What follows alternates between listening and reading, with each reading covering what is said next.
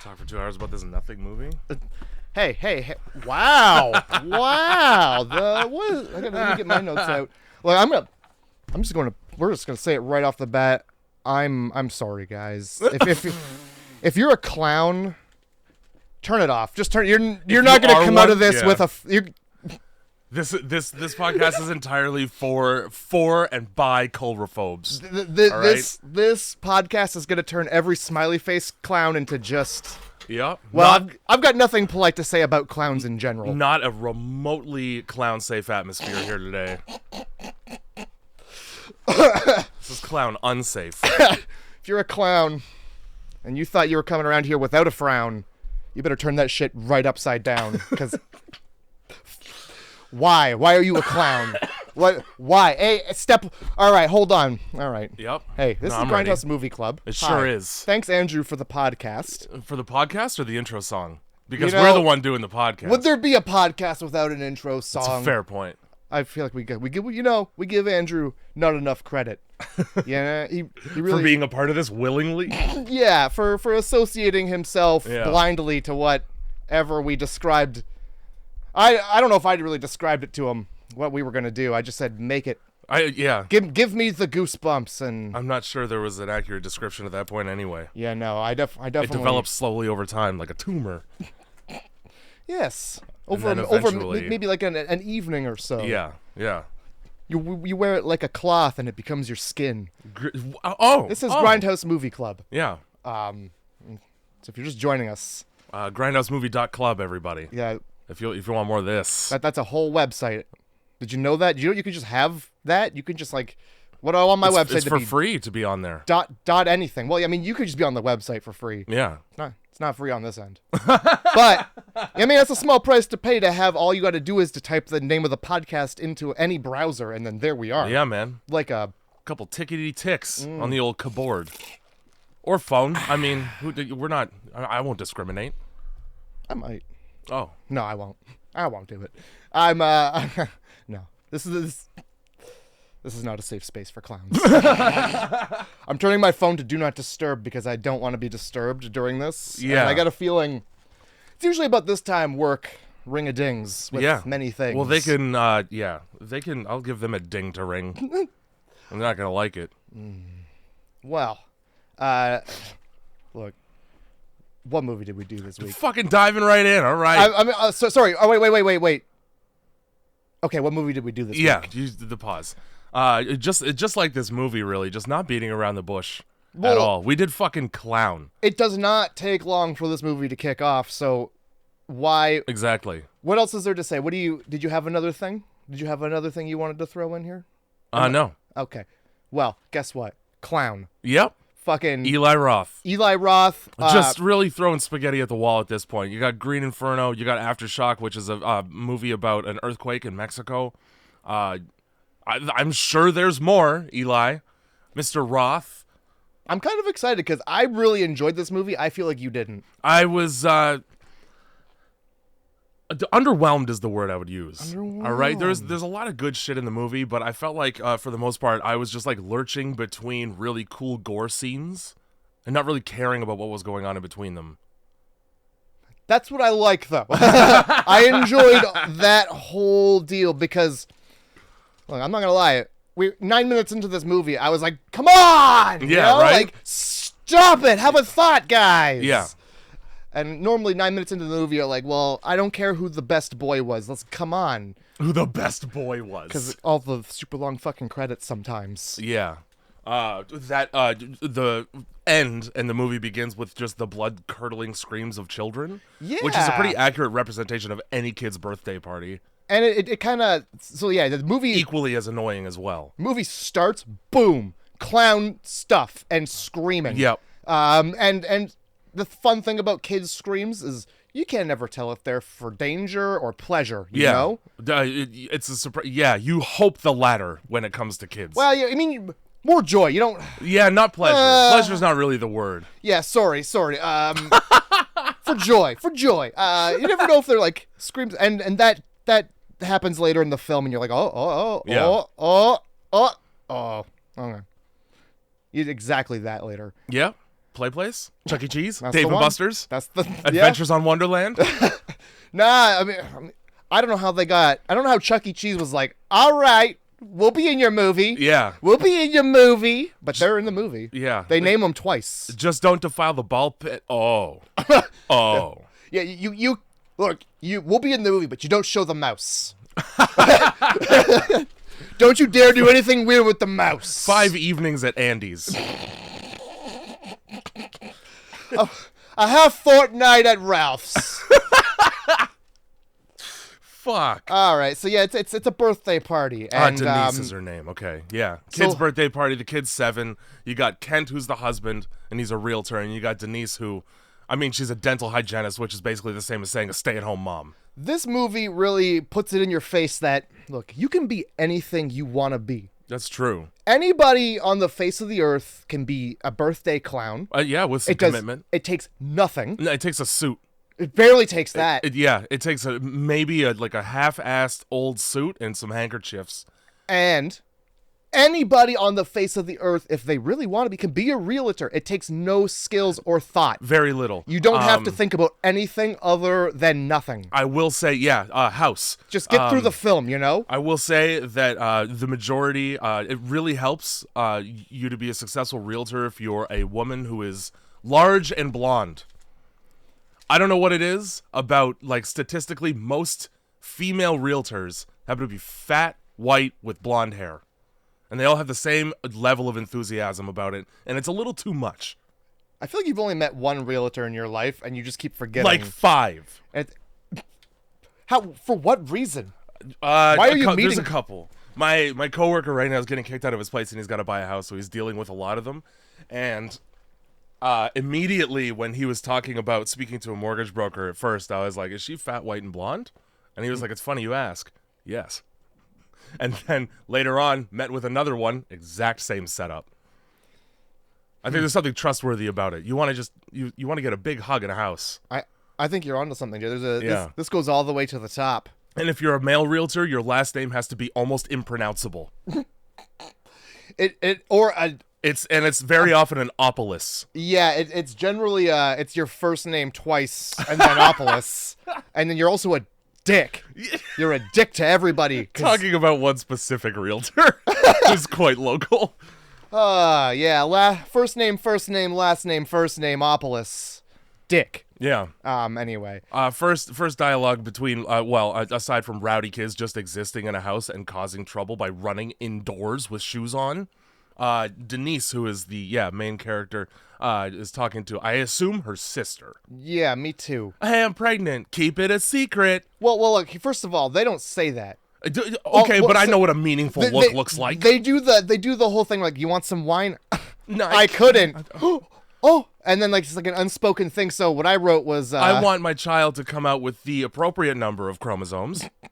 What I wrote was, friend offers mom some wine, but she can't. They celebrate. The friend's so happy for an unspoken reason. So logically, they're celebrating that the mom has an alcohol pee test the next day, and the courts are keeping her.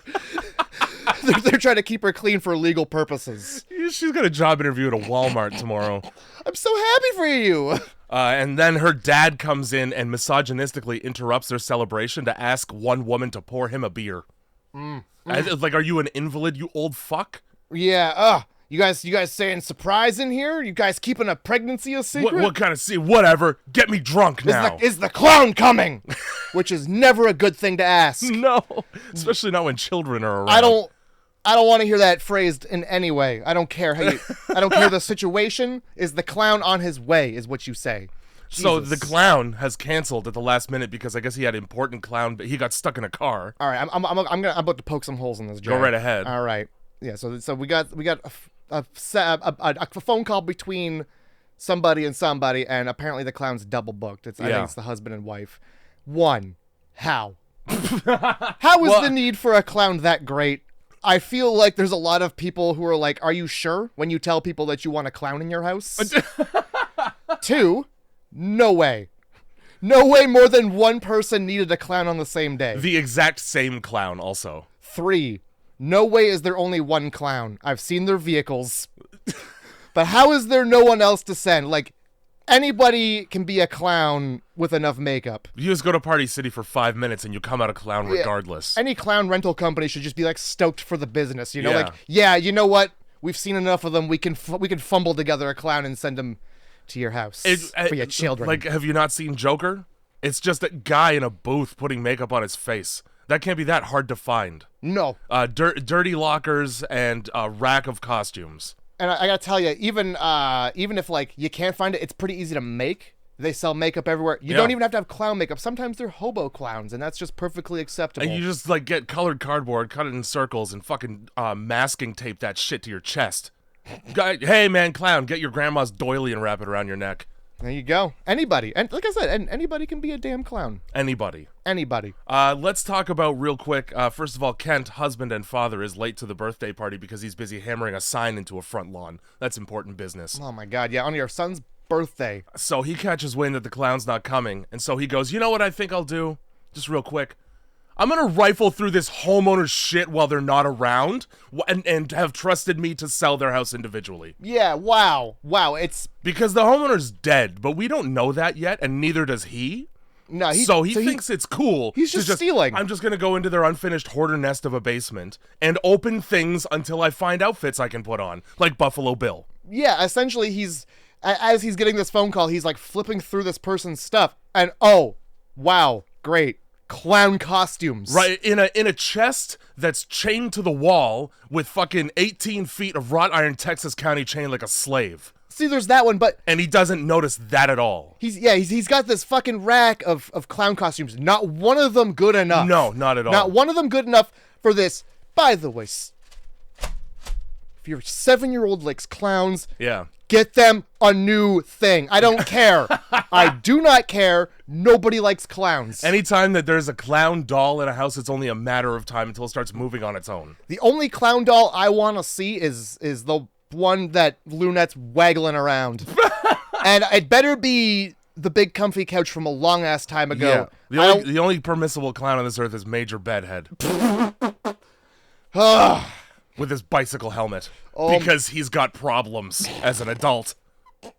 Yeah, It's not an adult's bicycle helmet, Matt. He never takes that helmet off. No, because he needs it all the time. He gets off the unicycle and eats soup, and he's still wearing the helmet. Water wings. He sits down at a table to visit Granny, and I'm going to tell you, that helmet never comes off. Also, like, more to your point about the fact that he chose the one clown outfit, he's like, you know, all these are all right, but I really want one that looks like it's made of dragon skin. Yeah, I want the one that looks, like the clowns that aren't funny and were like the ones that got beaten by a king. Yeah, I skinned 18 snakes for this clown costume. By the way, do you have 2 sentences or less?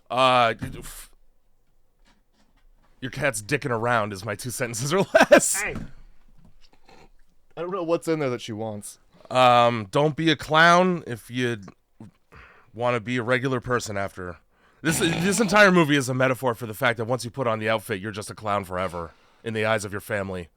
Yeah. I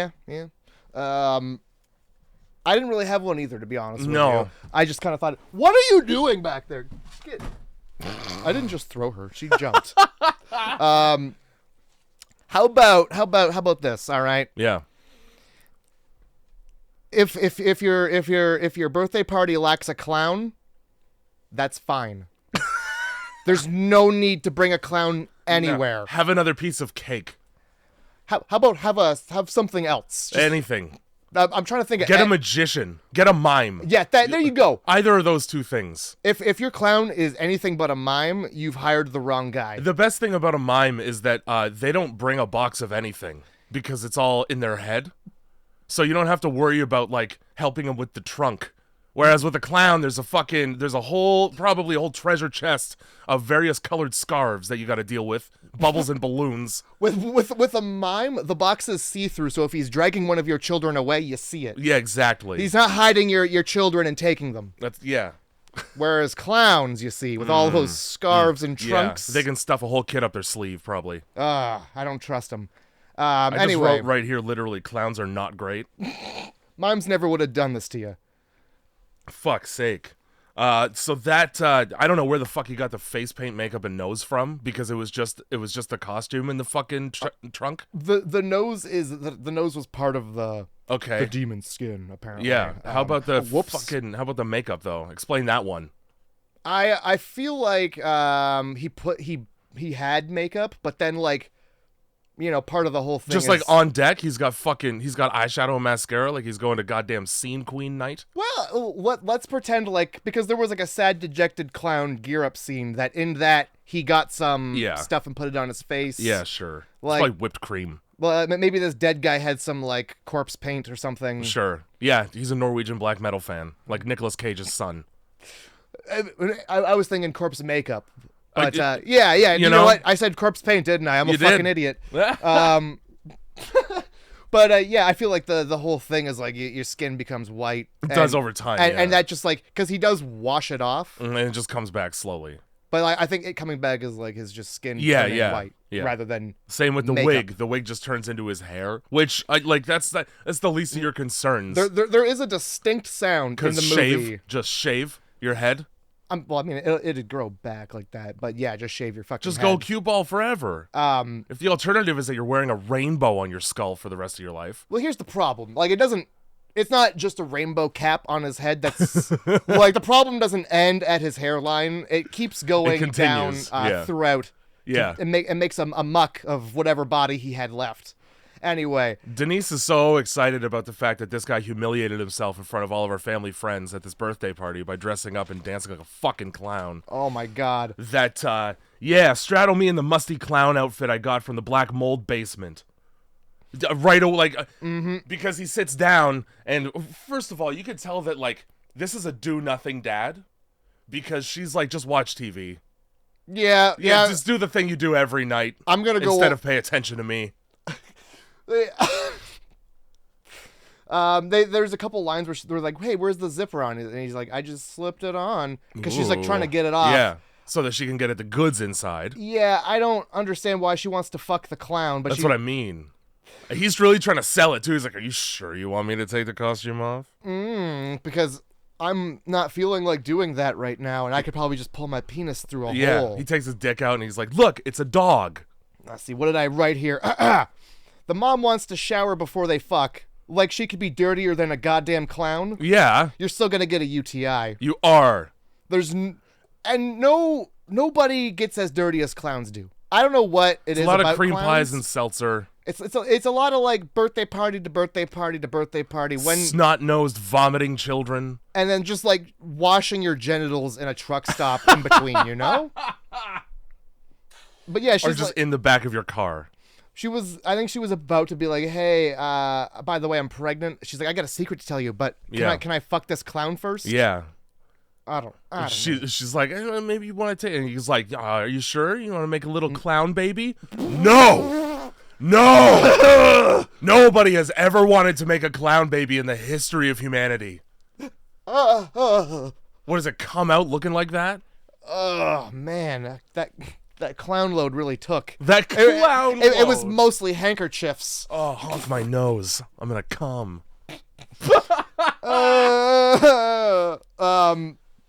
There's a scene where he picks up his son and they're just like and he's like, hey, I gotta go back to the circus, but you gotta go to bed now. And he's like, "I know it's you, Dad." He's like, "No, I'm the clown, but your dad's a pretty fucking cool guy." Yeah. That's how you know that this guy is a really bad dad, because he had to dress up like somebody this kid trusts and be like, "Listen, be nice to your dad. He's going through a lot." Not only that, but the idea that this kid is going to take that advice and be like, "You know what? Yeah, my dad really is cool," from a guy named Dumbo.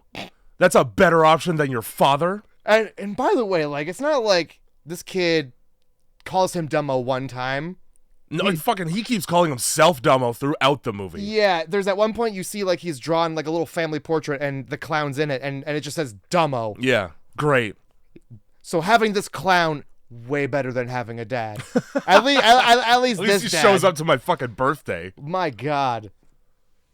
You just gotta fuck the clown. Ugh. Right away, though, I notice, so they have a dog, right? Mm-hmm. And he lets the dog out, and immediately the dog is pissed off. Not Yeah. because he was let outside, but because he's not inside to protect the family from this disgusting nightmare. Nobody in any movie ever trusts the dog until it's too late. And it's not like the dog is just growling once. No, he's screaming like a fucking skinwalker on the porch. Yeah, it becomes pretty obvious that the dog is unhappy with the wig. Yeah, a minimum.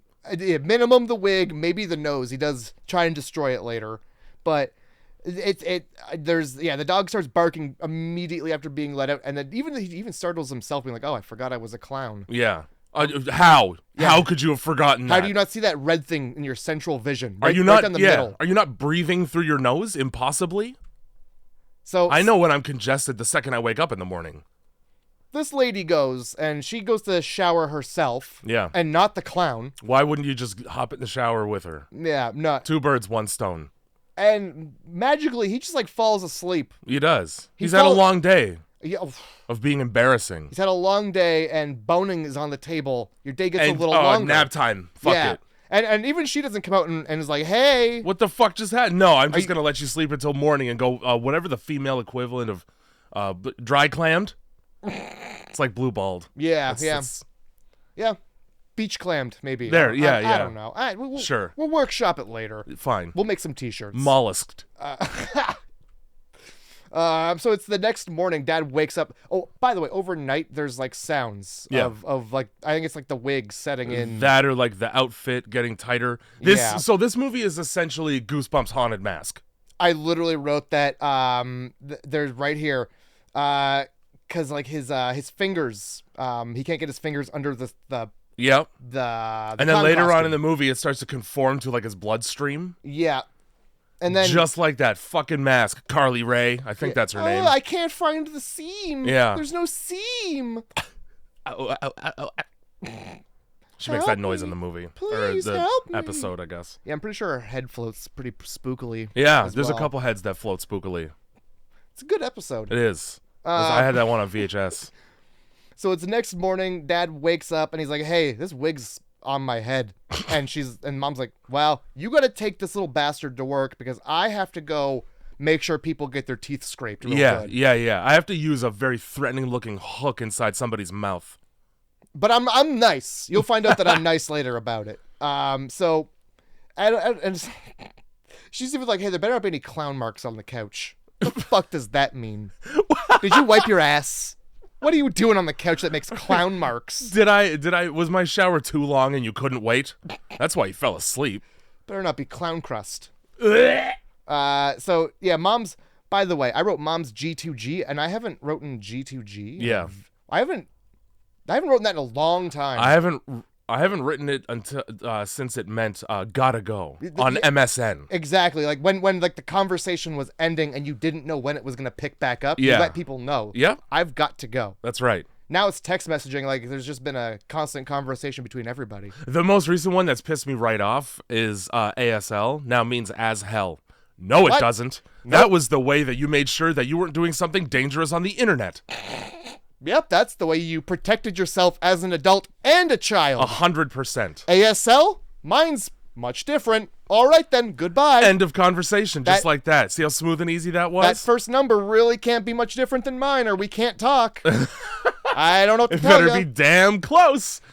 So, Dad's driving fucking Jack to school. Yeah. Jack calls him Dumbo in the car. For some reason, he chose, I guess, looking like a clown at school is worse than looking like a homeless meth head father who's dropping off your kid for the first and only time. Like, you could be like Super Clown Dad #1, being like, "Oh, see you later." You could very easily. It's his birthday. This was his wish. No, instead we're gonna dress like I've stolen this child and am putting him somewhere so that I can rob the house he lives in. We're gonna dress like I'm cold until I get my medicine. Once I get my medicine, you'll see some color in these cheeks. The fucking Coke Rock Dave Chappelle sketch. That's the outfit he's wearing. Pretty much.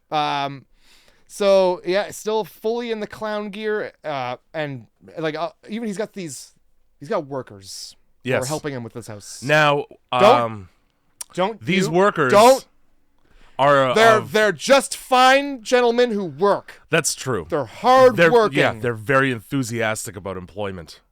They're hard workers. We'll put it that way. And you know what? They even offer to help him with whatever the hell he's doing. Yeah. No questions asked. Which, I mean, I'm sure they've seen weirder stuff. At the very least, he put on some aviators, Look, you know? So, it's Top Gun clown now. Yeah. Maverick.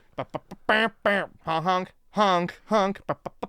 That's the... So, like, he goes into this fucking house that's being renovated, and he's trying to get the outfit off, and the first thing he goes for is the dirtiest X-Acto knife in the entire house. 9 in a minutes drawer. into the film, he sees that X-Acto knife, and I had to throw my hands in the air. Why are you starting at the wrist?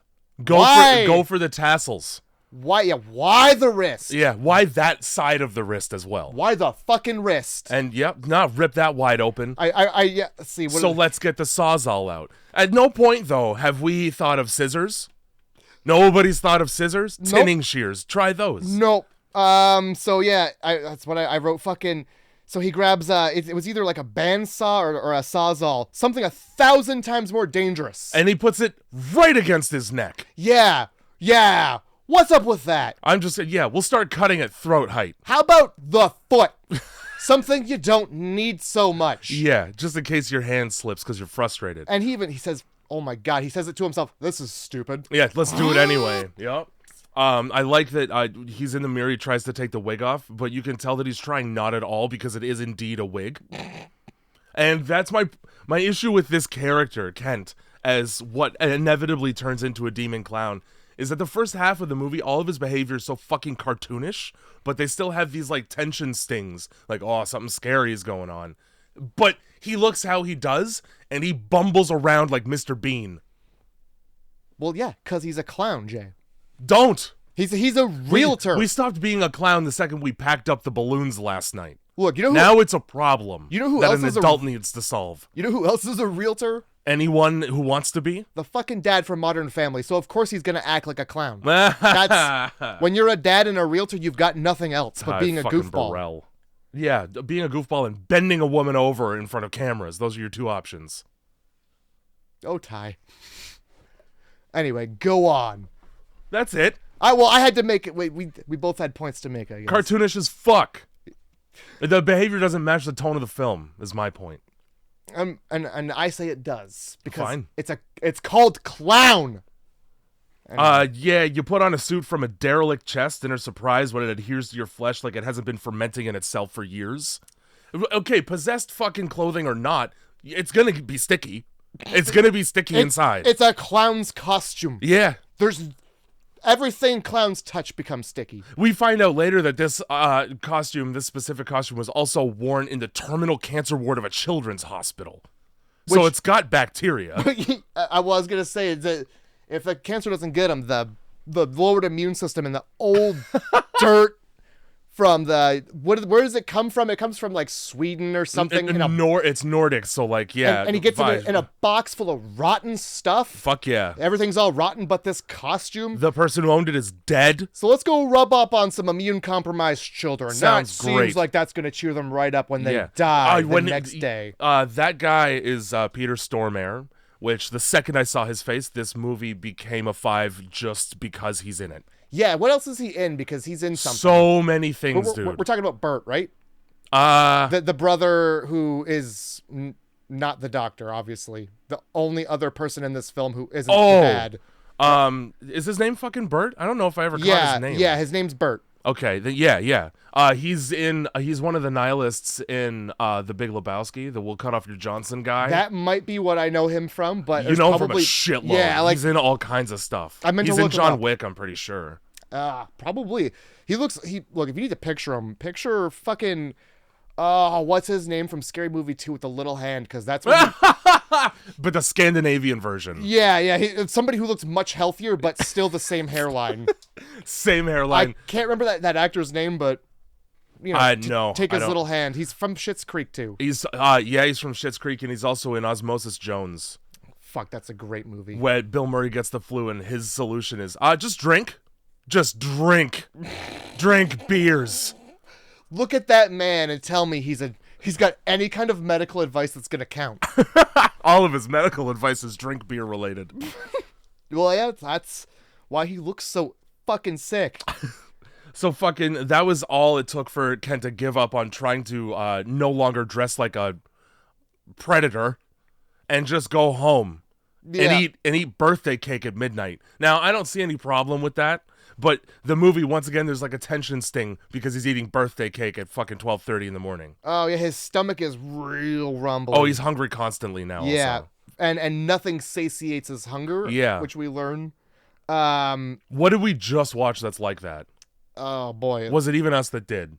No, there was something. Oh, it's literally Afflicted. Yeah. Where he tries to eat regular food and it just doesn't work. And then he blows his brains out when Yeah. nothing Yeah. else. Also Yeah. that happens in this movie. It Except sure it's a does. lot more colorful. It's a lot more colorful, and it's a lot more easier on the eyes. So this is where he's like, let me pull this nose off a little bit, because the obviously he can't get that shit off. Yeah. And then the mom, whose name is Meg, I think. I think the sister's name is Diane. There's Denise and then Denise Meg. and Meg, So yeah. I never actually got this woman's name. I just called her wife in my notes. I wrote mom. Yeah. So she has like a kit of medical gear, and she has like pliers. And that whatever reverse speculum thing that I hate to see because it's for grabbing your tongue. Yeah, it's for sure grabbing is. and holding your tongue in place and gagging you out. And in this case, it's for yanking the red nose off a pervert clown. Yeah, who apparently fucking used PL and Gorilla Glue for this fucking nose because he almost just straight up loses his nose. Almost. And suddenly he looks like he's got fucking cirrhosis because that's, you know how like you get that bulbous ass nose when you're an alcoholic? Yeah. And then eventually that just happens, I think. Yeah, she like yanks some flesh off, and then she's like, "What did you do to yourself? What did you do?" Pardon me, bitch.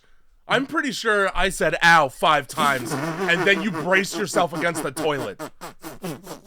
She goes, I'm gonna do this, and then she puts her fucking hand on his forehead.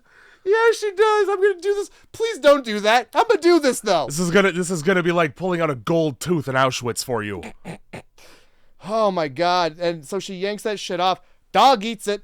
She Yep, drops it. Dog eats it right away because Nobody... every dog just eats scraps the second you drop them. Yeah, apparently. and if you've got something coming off of your body and a dog's there, dog's gonna eat it. Yeah, I mean it's meat. I'm hungies. Ask Teeth. Is it meat? Because it seemed like it was just a red thing. Everything is becoming meat that he's wearing. Don't pretty worry, much meat and hair. He'll pass it. Yeah. So yeah, and then at this point she's like, "Hey, this isn't a wig. What are you talking about? This isn't a wig. You dyed and permed your hair." No, I didn't. When would I have had time to do that? I was late for the party. Well, but probably then. It could be argued that you spent your time going to the perm store. To the perm store. And getting clown makeup. I'm pretty sure you have to have it like in curlers for like 3 days after you get that done or something. Everybody thought you were trying to avoid the party with the clown. Yeah, turns out you are the clown. Look at me. I am the clown now. Most disgusting thing in this fucking movie? The most disgusting thing. This motherfucker's trying to figure out how to get the clown suit off, so he's deep diving into the history behind the homeowner. So he has to go to the realtor's office. Coughs right in the fucking coworker's face. Yeah. Coughs goo and blood and sludge all over this woman's face. Yeah, he does. And let me tell you, her reaction in comparison to what mine would be is very subdued. Mm-hmm. Because I'll turn your face into goo with my fists if that ever happens. Oh my god. Hacks a fucking 40-year chain smoker's lung butter into her fucking mouth. There are shades of green in this that I've never seen outside of somebody with like cholera. Yeah, like somebody who's been dead for many years, and these are the fluids that they drain out into the jar. This is the fluid that basically binds them to the couch at death. Because it's just. It looks like somebody scooped this out of a pond and hit this lady in the fucking face. Yeah, that's what happens when you chuck a toad at someone. Oh my god. At high enough speed to explode it. There's a little bit in here where he goes to like the doctor's office and the doctor's like, "What did you do to your face? You can't let the adhesives dissolve." And he's like, "I didn't use any." And this then is the easiest shit to explain away also because the guy's like, we're just gonna have to wait for the adhesive to melt. And at that point I'd be like, what adhesive? I just put some clothes on. And then he looks at his wrist and he's like, oh boy, you know, we have people you can talk to. You're just gonna automatically assume that as if accidents don't happen routinely. Yeah. You'd just be like, I was on a job site. He'd be like, all right. So the doctor's like, yeah, he's like, oh, you cut yourself. We have people you can talk to, and like the makeup. Is that something you wear a lot? And he's like, I'm not a clown. Well, you walked in looking like this. It's buddy. Pardon me for making a couple assumptions. Buddy, if you're upset about being called a clown, there's some lifestyle choices you can change. Yeah. He could have just been like, I have vitiligo. Suicide is not that answer. And like, I shaved, like, okay, so yeah, shave your head and just tell everybody on earth that you have alopecia. Just because you're a clown doesn't, you're born a clown doesn't make you a clown for life, man. Trans people exist. That's not what I was getting at, but all right. Change it if you don't like it. So yeah, doesn't he like... Oh yeah, the fucking woman that he coughs in the face of is named Olive too, and that's the same fucking color of what he coughs in her face. Yeah. Doesn't he just says sorry, and then he goes to like a restaurant to read these files, and he's just eating. He's eating the restaurant. Oh my god, he's eating every single thing. And like the waitress comes over, he's got like 5 plates on the table. Are you still hungry? And he looks at her like, "What the fuck do you think?" Yeah. Do you not hear the sound I'm emitting? Reading weird paperwork, and goes back to the fucking house that he got the costume from, and that's when he notices the fact that it was chained to a wall. Well, in the restaurant, there's also a child looking at him, and he like was like, I don't know about all this. I could go for some of that though. Yeah, right. And the kid's like, I'm all right. I'm not picking looking. Up what you're putting down, and I don't like it. Yeah. Where's my mother? So yeah, I don't know how you wouldn't notice that it was chained to a wall immediately. Yeah. How did you not pull it away from the wall the first time? Exactly. That's what I mean. I got a bone to pick with this chest. It's gonna come up later. Yeah.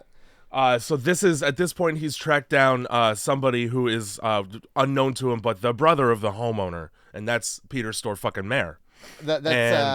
Oh god, what's his name? It's Bert Carlson. Yeah. And so the homeowner's name is Martin Carlson. Yeah. So obviously they're related somehow. Brothers. Yeah. Where's Marty is the first question out of his fucking face. Yeah, so to which Kent responds, "Oh, dead." Yeah. Oh, he's dead though. Quite dead. He's very, very. And this doesn't, like, Marty doesn't even skip a beat though, because Kent's already been like, "I'm wearing this costume." Yeah. Oh, yeah, because he's like, hey, don't get near the costume. Just stay don't the get fuck near away the from the costume. It's I'll just be there in a second. Get the fuck away from it. Don't Those touch it. two statements. It's nothing. It's just clothes. Don't you fucking dare touch it though. Of course, like, oh, so does this change? Like, what if I told you I was wearing it though? Oh, in that case, it's okay. Everything's fine. Yeah. Why don't you come over here? Ignore the sound of me scrambling to gather papers. Yeah. Very quickly and urgently. And then, can you meet me at the warehouse? Now, here's the problem. What warehouse? Oh, my personal one. Peter Stormare on the phone is so fucking creepy that I would expect, if I were speaking to him, that he wants to fuck me in the costume in his warehouse. That is not what I wrote. Oh, you put it on? Well, that changes everything. Kent. I'll prepare the chains. I'll prepare the chair. That's right. Oh my fucking god, this chair. The and bottomless also, chair. That chair with the clown hole. Same basement that the chest is in. Yep. You didn't notice the fucking welded steel chair with wrist locks that swivels? You are the realtor. You should have seen all of this. You should have told anybody at all to remove this stuff from the house before you put the sign on the front lawn. Because nothing says I don't want to buy this house like walking down into that basement, R.L. Stein's basement. Yeah, you definitely don't include... Ed and Lorraine Warren's basement. Do not include that chair in the description. You're going to get the wrong buyers. That chair, we're going to take out that chair. Yeah, that's And then they go, don't. And you're like, hey man, this house is off the market. Oh my god. Yeah, we're gonna need that chair right where it is. Fuck me. How are the beams above that chair? Can you dangle a human from them for sex? Because that's what I'm into. Where's that clown costume stay to? I'll buy this with cash. It's the wrong buyers. Does the house come with all the costumes? Because I'm going to. Where's the clown hole? The one you put your penis into for clowns. That hole. You pull it out and yeah, it's just fucking handkerchief after handkerchief. But you came, so you know, that's the is risk. it really that bad? Yeah, you don't know what kind of clown's on the other end. Yeah, could would be you a happy rather face, that could or be like a toothy mouth, all right? could be a tramp clown. You don't want the tramp clown. That's how you get a UTI. So we meet Peter Stormare at his house and not the warehouse for some reason. I don't know why the fuck he even said warehouse, because there's no warehouse in sight. Yeah, it's just his home. Yeah, maybe he just considers his big old house a warehouse. Sure, because you wear costumes in it. Dude just wants the costume off, and instead he's forced to endure a brother's grim fairy tale session with saltines. Oh my god, Do you want some love tea? it. No, not from you. I don't want to consume anything you've touched or made. Yeah, oh man. I didn't get the don't accept candy from strangers chat when I was a kid. Let me sip that tea though. Stranger tea. Why does this taste like I'm going to fall asleep soon? Boy, so yeah, there's like this interaction where Bert's like, I don't talk to him. I'm a weirdo. I don't talk to my brother. I've been abroad. I didn't know he died. Mm-hmm. And Ken's like, so how do we get this costume off? Yeah, enough of your mourning having brother. having just this morning found out that your brother's dead. And it's like, My problems, though. it's like, I'm gonna tell you right now, that's a very old costume. Mm-hmm. It's actually demon skin. Yeah. No it's, big it's deal. demon skin and hair and nose. I think he says something to the effect on the phone. He's like, hey, yeah, the costume's hard to get off. That's because your body evaporated the moisture in the fabric. Yeah. Sure, man. Like, all right, so Sounds plausible. He breathes a sigh of relief, like that explanation would assuage any concern. did I mention I tried to cut through it with a Sawzall though? Like that first of all, we're gonna have to change the name. That did not Sawzall. Saw some. Saw's barely any. Saw. That was a shitty small sawzall too. That like if you were to bring that onto a job site, you'd be called gay for having it. It might as well be rainbow colored. Wow. People, I don't want these people building things. Well, I'll tell you. These are not the kind of people I want building. I'll tell you a little story right now. Get used to it, I guess.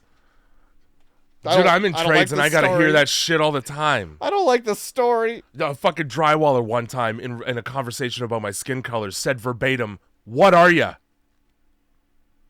And? Well, I told him. And it didn't change much. I'm sorry. No, I wish I wasn't so white right now. Fuck. So it really comes across as if Peter Stormare is just creating a bullshit story so that a fucking guy can sit there long enough to be drugged successfully. If he didn't have a book of scary pictures, I would have been like, all right, You're stalling for time while I go to bed. Yeah. I think at some point I wrote like he wants to kill this man in here somewhere. I just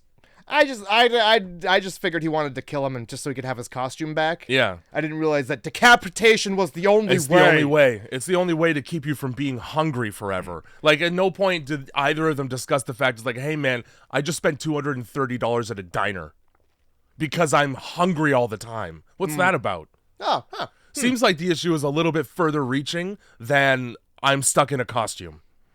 Especially because on the phone is when the fucking thing starts to, like, get into his veins. Yeah, there's like a shot where... How did you not see that while you're writing with your hand? How did you not feel that? Also, that's like your skin, that's your arm dying right there. I could be asleep and I'll feel somebody lightly tickle the hairs on my arm. I think I'd feel a clown coursing through my veins. I think I'd feel that. I'd feel more the than power. I bargained for when I bought tickets to the circus. I feel the power of the silly. Yeah. The silly. Honk honk. This is not a clown I want at my party, okay? So Bert explains that this costume is an old Nordic traditional costume. Yeah. And he's like, yeah, it wasn't until later that the clown became silly. This clown wasn't funny at all. No. Funny looking. Yeah, if you enjoy children being lured into a cave every winter, like the Pied Piper. 5 children for every month of the winter. That's so what happens? Key to know. What happens when there's global warming? Because we get like a winter month now. Less children. Just less children? That's why we have so many people now. Fucking, yeah, the clown demon's he's just not as hungry. What did he, the clown demon's got a name to it. And it's Cloyne. Yeah, which is that's Norwegian for clown, let's be honest. It has to be. It's so close to clown. I immediately, you know what I immediately thought of? Fucking baskets. I am a clown. I love baskets. Dude. R.I.P. Louis Anderson. Yeah. May he rest in pizza. So yeah, so the lure is that one child for every winter month, Sure, lured into a cave. By the way, and like you need to kind of see the pictures because this clown demon is long and spooky, very Yes, Jabba he the is. Hutt, bony. For some reason, we still got the pointy hat. I mean, it's a horn, yeah! but we still have it. I was wondering why the horn. It's not really a pointy clown fucking thing hat. as much as a birthday item. It's a certain it's a certain kind of clown. This clown is the Italian opera clown with the tiny hat. Or French sad. What was it? I am singing in a tiny hat. It's a Family Guy thing. But yeah, he's like he even like does the whole like gets the like lines over the eyes. Yeah, The Chelsea grin. Yeah. I was thinking, where the fuck did the fucking Glasgow smile come from? I think that they saw it and were like, that is a clown. Yeah. That's the only clown. So, and then the white face and the red makeup is just frostbite because he lives on a mountain in Norway. Yup. So don't go there. Yeah. I guess is the whole. It's the moral of the fucking story. Your nose will become red, as if you're pickled from alcohol. So Kent wakes up to the sound of a blade being sharpened. Yeah, Not sick. great. At first I thought that it was scissors and that he was actually going to try to cut it off because it does sound like scissors. I figured he was flaying him. That's why, because it said he's like, oh, you're waking up. That was supposed to keep you asleep for hours. Yeah, evidently is a little bit rusty at date rape. As you always should be. Yeah. You Jesus shouldn't get Christ. that right the first time. You should never ever get it, ever. But anyway. I thought he was like cutting his skin off because obviously the suit's becoming his skin. Yeah. He can't find the seam. So he's just trying to Ed Gein him out of the suit. Yeah, and I kind of imagined he was halfway through the procedure because he's like, "Oh, don't get up. Yeah, please don't get up. Like you're not going to like what happens when you get up because it's going to spill out." No, I got you here so I can cut off your head. That's the only way. Thank you so much for tying me down with the flimsiest rope that takes 2 pulls to get my arm loose. Yeah, and then in this like little tussle, he gets the meat cleaver in the shoulder. By the way, decapitation isn't the only way. We could have a few less children. It is fine.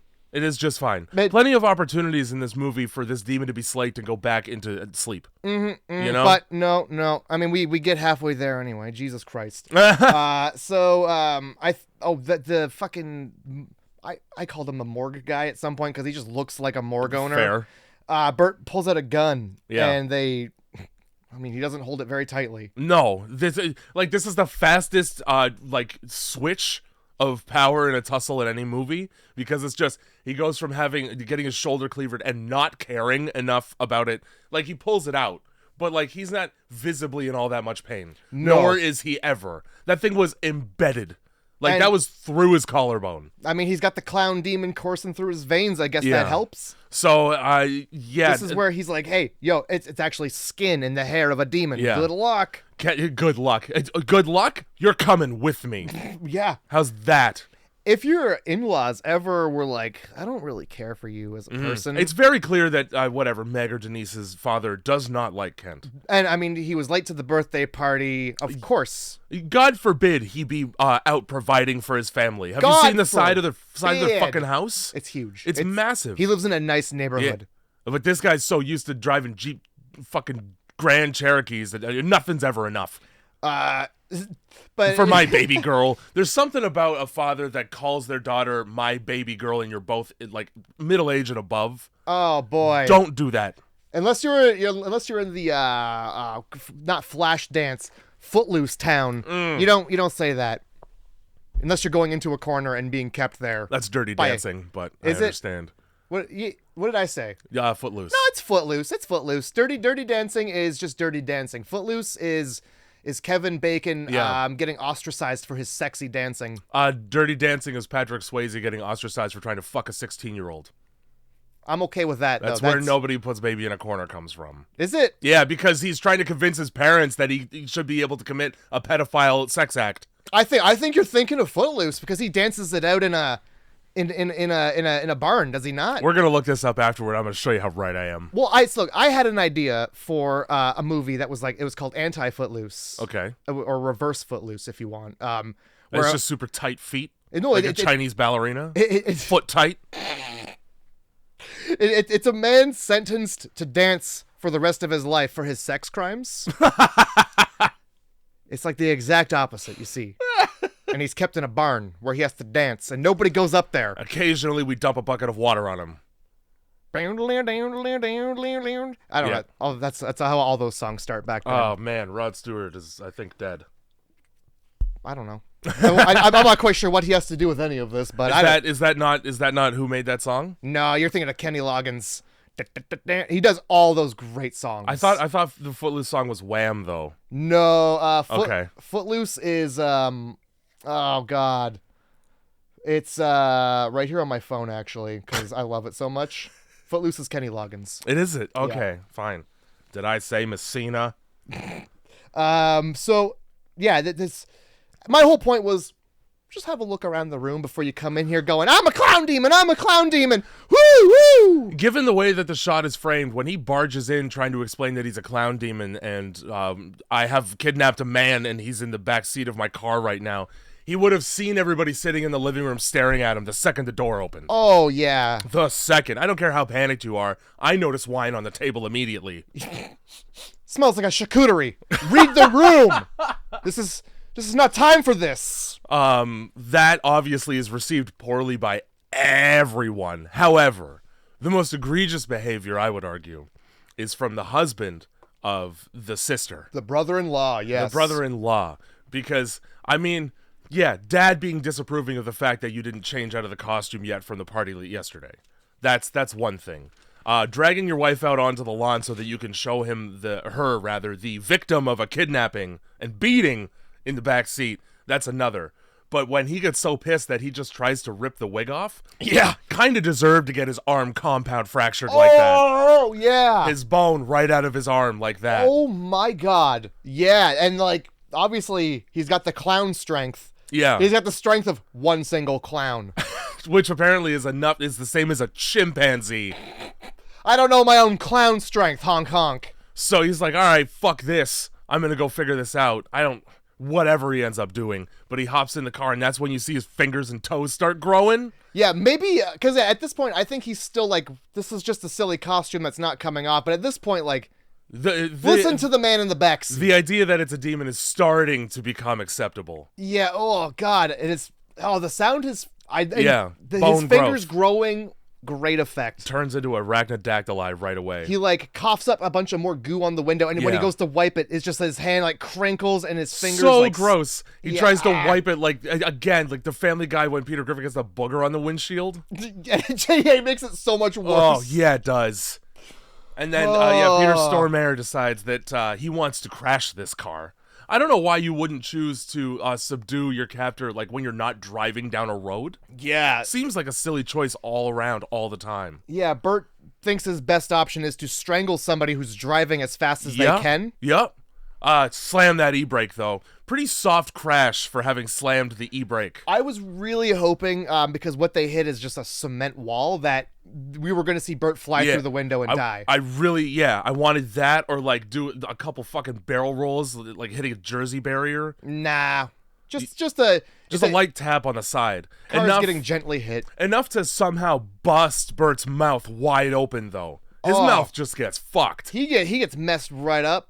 And dragged out of the car and thrown on the vehicle. Continuity error during the car drag. You'll notice, when he pulls Bert out of the back of the car, his shoes are now intact again. As if his toes didn't explode out the front of him. Yeah, okay. Bastards. They could have just put, like, Bigfoot feet on him. You sure could. They could have put the Hobbit model feet on him, and I wouldn't have noticed. The fucking costume, too, is, like, as it's beginning to conform to and then become his flesh. I forgot about this. It's my favorite thing. It looks good at the end. In the meantime, it kind of just looks like he's wearing a tight bag. For a little bit, it looks like somebody airbrushed some abs on an Aquaman costume. And that's just what he's wearing, is like an extra large adult Aquaman costume. He's being cast for the creature from the Black Lagoon, but the costume size is like 3 too big. Yeah, it progressively it gets a little tighter, but it gets scalier too. Yeah. It becomes more like scales and less like that's a what I'm fabric. saying. Like we skinned 18 ball pythons for this. Yeah. It looks really good, and I really enjoyed that. That was like one of my favorite parts, was how it slowly became skin. When he leaves, he fucking just leaves Bert basically for dead in the car, or on the side of the car anyway. Which fair enough, because Bert's just like, you know what, man, kill yourself now. Make this better for everybody. We'd all be better off without you. Fucking kill. This is the worst suicide hotline employee on earth. And even, he drops him on the ground, and he kind of like rolls out from behind Kill the car. yourself! Hey, you better kill yourself, buddy! So somebody stops to help this whole car crash scene. So a Good Samaritan stops and is like, hey, man, are you okay? And gets shoved for all of his... Sure does. And that's when you hear him start to get hungry again, because he's seeing that there's this man's children. He's got kids in the back, and who are just rubbernecking. Yeah. Fucking keep it to yourself. You're the ones that make the highway slow when there's an accident. Bastards. And, he's still got that, like, hey, I can't. I can't. I don't know why I'm so hungry, but... hobbles off into the woods cartoonishly. And, like, the last thing you want is a clown in the fucking woods. That's true. That's, of all places I want a clown, the woods is not.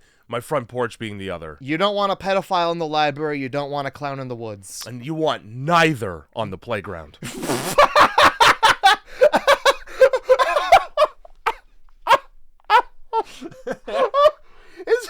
It's a fucking Venn diagram. Places you don't want predators.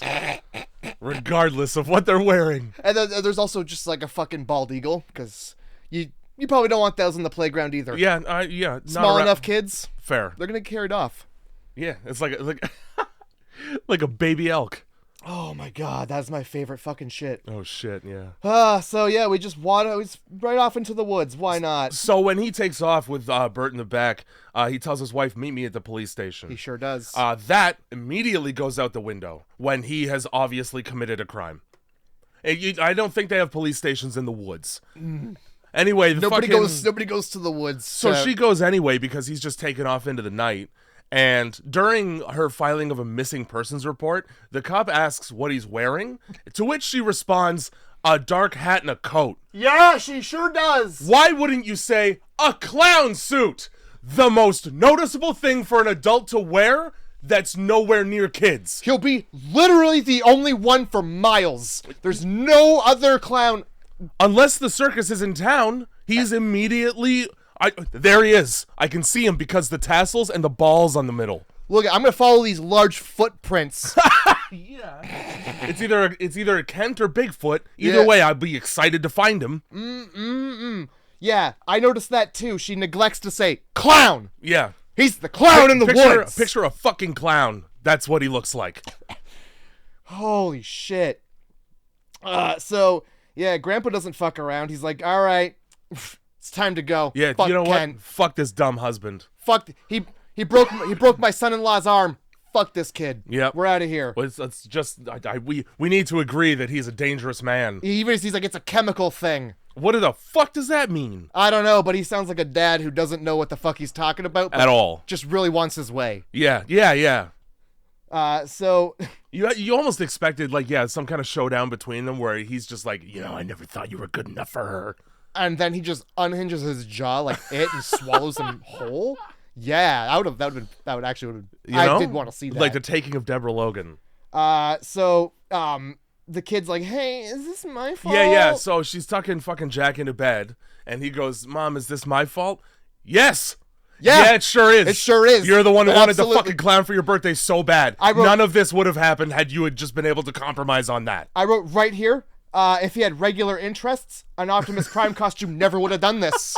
Never would have, have Optimus Prime at your birthday party. This never would have happened. You know what? It would be extra cool because he'd be able to turn into a car and be fine afterwards. You're fucking right. Autobots roll out and then never see us again because we're not your dad clown. Yep. Just kidding. He takes the box costume off he made in a jiffy. As a matter of fact, Jack, had I not anticipated a full-blown tantrum from you when I told you that the clown was canceled, we wouldn't be in this situation. Dad would be home. Yeah. And she even she kneels down. I'm taking you to the fire station tomorrow. I really wish I would have taken the doctor's advice. He told me I was too old to have you, and this is what happens. So, yeah. Then, yeah, fucking his fault. I'm glad we both agree on that. Cut to Boy Scout camp night in the fucking woods. And the only fat kid, who they call Lard Ass, They sure do. left his food plate by the fire. Oh my god. Not only did he leave his food plate, he stashed them in his pocket. Yeah, here's my problem with this whole scene, all right? You have camp counselors there. You're going to wake the kid up to be like, go put your plate away? Also, where's away? Deep in the woods? Because he basically walks to fucking Hansel and Gretel's witch house with his plate. There's no cabin. You're in tents. Where are you taking the plate? I didn't think of that. Holy shit. So, of course, you encounter a man in the woods because you're by yourself and it's nighttime. Oh my god, man. So there's so they wake him up. This actually it startled me. I got spooked. That he's out there with his growly stomach. Well, I mean that spooked me, but when the silhouette of him running by and then just a hand comes out and like grabs the kid by the foot to wake up a kid at night in a tent. They rip. Come here, you're like fucking scorpion. They ripped that zipper on the tent wide open. Just, arm. Got me Holy good. Shit. And he's like, hey, fat ass. Plate. Also, like, you could have just yelled that from outside. It's a tent. It's not a soundproof drum studio. You know, the only time you rip tents open like that, when you're trying to catch your ex fucking someone. Not in this situation, you're not. But yes, you're trying to catch somebody doing something they really ought not to be doing. You guys jerking off in here? You two young men doing something you shouldn't be doing. Are you kids exploring your bodies when I'm not looking? Let me look! Because if the Boy Scouts, their history is any indication, that counselor just wants to be a part of it. You know the rule! I must watch! I gotta be a chaperone to this. Otherwise, you're never gonna get your badge. Your tongue-flicking badge. The Boy Scouts. You should, watch the Boy Scouts documentary on Netflix and learn how far back that kind of touching went. Yep. You know? So, this kid hears the tummy sounds. Yeah. And then goes toward him. Yeah, flashlight lands on a disheveled, wasted-looking clown. Yep. Leaned up on a tree, knocking shit over. And saying he just wants some food. Okay, so at this point, worst case scenario, that's a wolf growling and you're dead. Best case scenario, that's a hungry homeless man who's not very scrutinous about what he wants to eat, so you're dead. Like, why are you going toward that either way? Yeah. And then also, like, the tinfoil leftover food that you're probably going to eat at 3 a.m. when you wake up, because that's usually when you make the sandwiches at home. Like fucking Shane Gillis's brother. I'm not making them at night.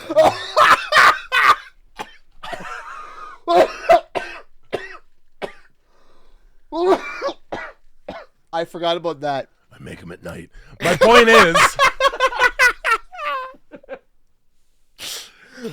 is, it's wrapped. Just throw it at him. Yeah.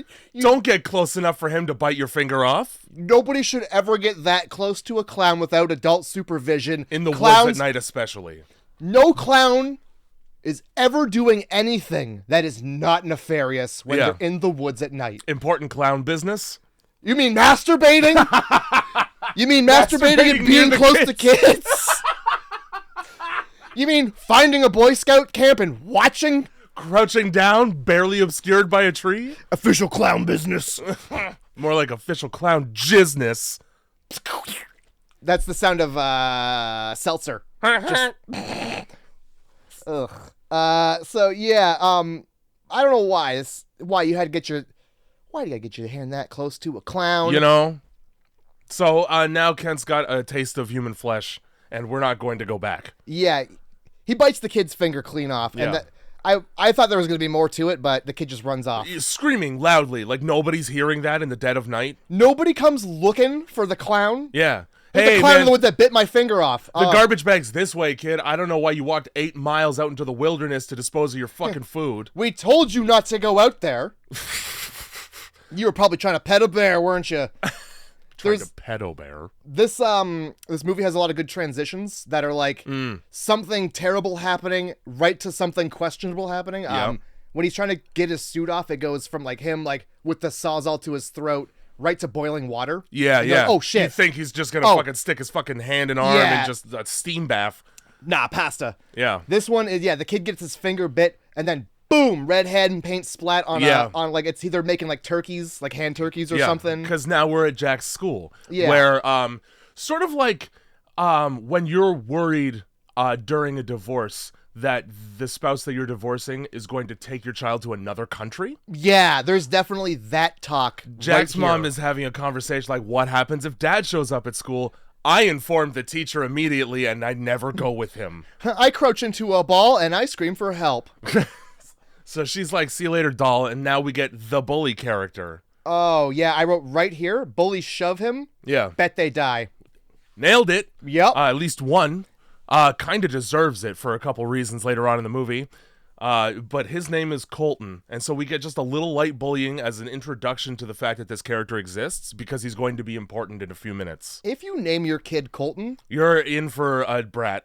you've just made the shittiest You've person. created a piece of garbage. You've either, first of all, this person is either going to be a bully, Yeah. or they're going to have a fedora. And that's a whole other conversation for a whole other reason. They're gonna What's introduce worse? themselves to women using the word milady. Milady, let me take my vest off and wipe this chair down so you don't sit on a sit. And now I'll get upset when you don't give me head immediately in the bathroom. I've chained my wallet to my jeans, milady. And it's a Nightmare Before Christmas wallet. I would hate to lose this. It's vintage 1994. Jack or Kent, Jack. Yeah, Jack's mom, Kent's wife, is trying to wrap her head around the fact that a vicious assault just occurred in her front lawn. We no longer trust father to be anywhere near the children. So she sees the Peter Stormare book, and then she rifles through it for a brief period. Anytime I see a character peruse a book of answers that frighten them and then choose to ignore it, you're just putting off the fucking inevitable. Well, at this point, okay, there's a suit fused to your husband's skin. He has super strength, and his stomach, he's hungies all the time. Maybe the answer is not within the realm of, like, the tangible world. The idea that there's something supernatural happening can't be that far of a stretch. She doesn't even... I don't think anybody asks any questions. Like, he's like, hey, this guy tried to cut my head off. Look at the big gaping wound in my shoulder. Yeah, no, he just goes, he put a fucking cleaver in my head, and then that was it. And they're like, well, why don't you just take it off? You're obviously upsetting this old man. Also, like, if I have a fucking, like, an 8-inch deep flesh wound in my arm or shoulder or anywhere in that area, I'm no longer concerned about the costume right now. Yeah. We gotta solve that problem first. Priorities. By the way, costume heals itself. It sure does. They don't mention it, but that wound is no longer in his arm later. I think clown demon powers. Yep, that's right. Why not? Well, he fucking blows his head off, and then he's just like, all right, cool. I mean, yeah, you bring up a great You know? point. I mean, unlike this wife, I can put two and two together. That's a clown demon. Yeah. Kenson, it's funny that you said truck stop bathroom earlier because he's literally in a truck stop bathroom while he's coughing up his own teeth. Oh, yeah. This is where Kent starts to look real gross. They give him the craziest demon teeth. I love it. They do. His eyes get all fucked up. So he's coughing up teeth, and then the worst possible, a literal bus full of children. Yeah. Not just one child, many. And you know what? These children have... Fuck it, it's the Mandarin restaurant for Kent in this bathroom. These children have zero boundaries when it comes to strangers having a shit. Who in the fuck knocks on a locked stall door, especially at a truck stop, and goes, the door's locked, hello? Is somebody shitting in there? As There's a matter plenty of other fact. stalls. Classic. Eli Roth really shows his age because on the bathroom stall door, there's still for a good time call and then a phone number. Like, where's the Venmo link? Where's the QR code? Yeah, it's usually like follow at horny balls. Yeah.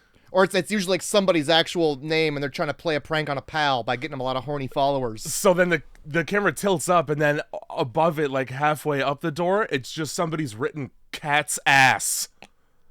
And that's it. No context.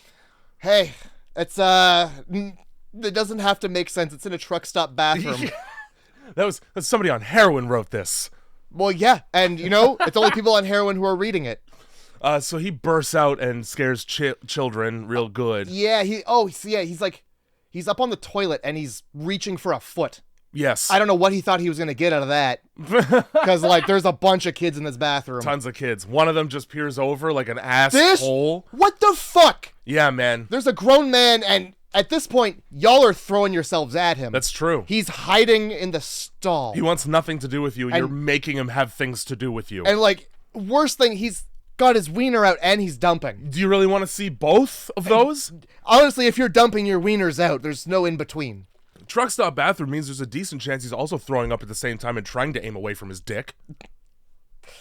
Oh, man. What are people doing to their bodies out on the road? But, yeah, like, so he falls off and he's like, oh, don't get near me. And he runs off. I would love to not get near you. I'm 12. For a chaperone for a bus full of children, he's sure got few questions when somebody in a long coat runs out of the bathroom full of children and bursts out of the bathroom in a sprint. Yeah. Oh boy, what happened in here? And he just he nonchalantly looks back at the fucking door just to make sure it still works, probably. But nothing like, hey, are you kids okay? Are your pants still on? Where did that clown touch you? Show me on the me. I don't have a doll handy, just point. Show me on the me.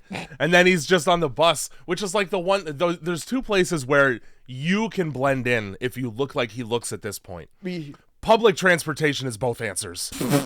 A bus and the subway, especially when you're in New York. I was going to say a bus and the bus with the bendy straw in the middle. Yeah. So you can do weird clown shit when they turn the corner and the bus driver can't see you for a second. Or like you catch a glimpse of it through the window because of how how tight the turn is. So he's got bags taped to his feet. Yeah, he just looks like a homeless person. Yeah. So fine, take the bus. We expect that. He looks like a man with 1,000 skin diseases. That's what he looks like. Fucking trying to make the suit look like it's becoming his flesh, but it's just it's so ragged it just looks like a tight leather jacket for a minute. Oh, he's got awful fingernails. Yeah, well his hands suck now. So the plan is, because he's a realtor, he's actually got access to about a dozen just homes to hide out in. So let's choose the dirty, shitty cum motel. Let's choose it. This sounds great. It sure does. If I'm gonna blow my brains out, why would I choose the $1 million home I'm trying to sell rather? No, give me the motel where everyone else does it. The place where if they disclose that kind of information, people are going to go, well, it was a motel. Yeah, the place where the stains will persist because they barely cleaned them. The stains will persist. I would say this is the only movie where when somebody opens their brain skull, like it's rainbow colored blood. I love that shit. Fuck, I looked like sherbet. It really it brought a smile to my face. It looked like a mixed flavored gelato all over the tiled bathroom. It's a gradient rainbow of like not even, it's like paint. It's like foamy paint or something. But it goes from like orange to green. Yeah. And like a radio grain. I don't know how they did that. Impressive. It's great. Beautiful. Pretty pissed off later on with the dead dog blanket about how the blood on the blanket was clearly done in post because there's no depth to it whatsoever. I think I did It's notice very that. obviously just a post effect that he copy pasted into the fucking frame. Let's meet the neighbors. Yeah, I mean, why wouldn't we? Why wouldn't we? Let's meet Bobby, the boy who's home alone eternally. For the rest of his life, no parents. There's a couple times in this movie where there are a suspicious absence of parents. A suspicious amount of children who are willing to feed a clown. Yes. And bring a clown food. Now, this is a child at a motel, so you can't really expect the parenting to be on point. I'm sure that they were taught clowns are good. If you ever see a clown, run to the clown will help you. Yeah. If you're, because what single mom brings their fucking kid to a dirty motel? You're either escaping a domestic violence situation, in which case he probably doesn't want to be anywhere near you anyway. But you also wouldn't trust men at that point. No. So it doesn't make sense. Yeah, rattle off the list of all the food you could ever get at a grocery store. Yeah, so this is why this kid is alone, because at the second this guy's here, his tummy rumbles. Oh, so what are you hungry for? Bread, peanut butter, chicken. Let me just... Cereals and sandwich ingredients forever and ever. Every breakfast food imaginable that I'm not allowed to have because it makes me hyperactive. Yeah, and also it's expensive. It's not just bread. And then even though that whole list, all he brings over is a well-smelled and 2/3 eaten bag of Cheerios with no box. Here's the dregs of the Cheerios I don't want. Here's the dust, clownman. You dirty clownman. Come eat my My cereal crumbs. Fucking, he's so... You know that fucking cereal's stale, too. He never closes that bag up. So trying to blow his brains out with the Kurt gun, that is argument enough for him to go, maybe he was right about cutting my head off. Wow, maybe I shouldn't have put this suit on. Maybe I'll learn my lesson next time. So here's my problem, right? Yeah. He's in the hardware store looking at chop saws. He looks like that. Nobody's selling him a weapon. Mm-hmm. Nobody on Earth. Somehow he still manages to scramble together two of them. Yeah, he gets two saws. Yeah, where'd you find the cinder block is my next question. Whose credit card are you using to buy these? Because I could just trace you now as your wife. Yeah, it's your dead wife. And then my final question about this method of suicide. First of all, meanwhile, wife has been going to every single property he's ever tried to sell. And then somehow figures out it's the motel. It's not explained how she knows he's there. Well, so she's like, oh, last time we got into a fight, he just went to a property. And there's like a montage of her just going around being like, Ken! I don't think any of those properties involved the motel he's at, though. How did she figure that out? She's probably going down a list. And that's the last one. Who's selling a motel room? I mean, look, your clown husband is always in the last place you look. and if you really want to cut down on crimes, start at the children's hospital or anywhere like youth gather. So it must be a pretty short list because he barely had time to set up his fucking Rube Goldberg suicide machine before she tries to interrupt it. That's not even what happens. No, I know. Because it's boy. Yeah. Oh, this part had me. I was like, I was super on. I was like, whoop, up on my chair, on the edge of my seat. They say because so was he tipping backwards. Yeah. Why did you have to make it a saw trap that your brain and body can just veto at the last second? Yeah. How about you take the cinder block and just hold it up and fucking lay down on the ground like Chris Benoit and let it fucking fall on your head? Hey man, easy. Instead, he's got to he's got fucking ratchet straps. I don't know why he set up a mirror so he can watch himself. Yeah, I wouldn't want to see my last moments. I also, I would definitely choose something that wasn't just two saw blades working next to each other. Like, there was plenty of something room a little for more, error. something a little more surefire. A guillotine of some, like, I saw the devil. It was the first thing I thought. Too much room for error. Those chop saws at this point come with an auto stop if they sense a soft object. That's interesting. So I like that they can do that. Yeah, he's tipping back. I've seen him like they demonstrate on hot dogs, and it's just a tiny cut. Ooh. So he's tipping back onto something that's going to scratch him up a little. Or it's probably going to make enough wounds to really, really cause him some damage. But an inconvenience for a minute. Yeah. But no, last minute, knock, knock, knock. It's the fucking neighbor. Do you want some dry Cheerios? As a matter of fact, I am hungry. There's something that happens because, like, something happens to this boy. I think what happens, so the Cheerio offer thing, he slams the door in his face. Yeah. But then, and then he has that moment where this kid won't fucking stop bugging him and just yelling Mr. Clown through a closed door into a stranger in a motel room by himself. Anyway, that wasn't enough to deter him, so while he's trying to kill himself, fucking kid just walks in, just waltzes in. That's enough for him to panic and be like, okay, I'm not going to die now, which fucks up the chop saw, and it breaks, and it slices through the fucking kid's torso. That's right. Miraculously. That's right. Like, how precise. The saw blade ricochets in the wrong spot. So he dies, and then Kent goes, well, since the meal's already prepared. That's because I remember him being like, well, here we are. Yeah. If it's going to be handed to me. So he slams that door because that kid's mom must be so stoned that she can't hear saws whirring in the room over. Yeah, she can't hear her son leaving the motel, one room, likely fucking 5 room. times also. Yeah. In the exact same shot though, that's when his wife pulls up. So he must be Furious Pete. Because he eats that boy quick. Oh, yeah. So door closes, wife pulls up, and it takes all of her being like, Ken. She just magically knows what room number he's in. Yeah, and he's like, all right, take me home. And bones. Just we bones We and get a meat. shot of like blood and bones.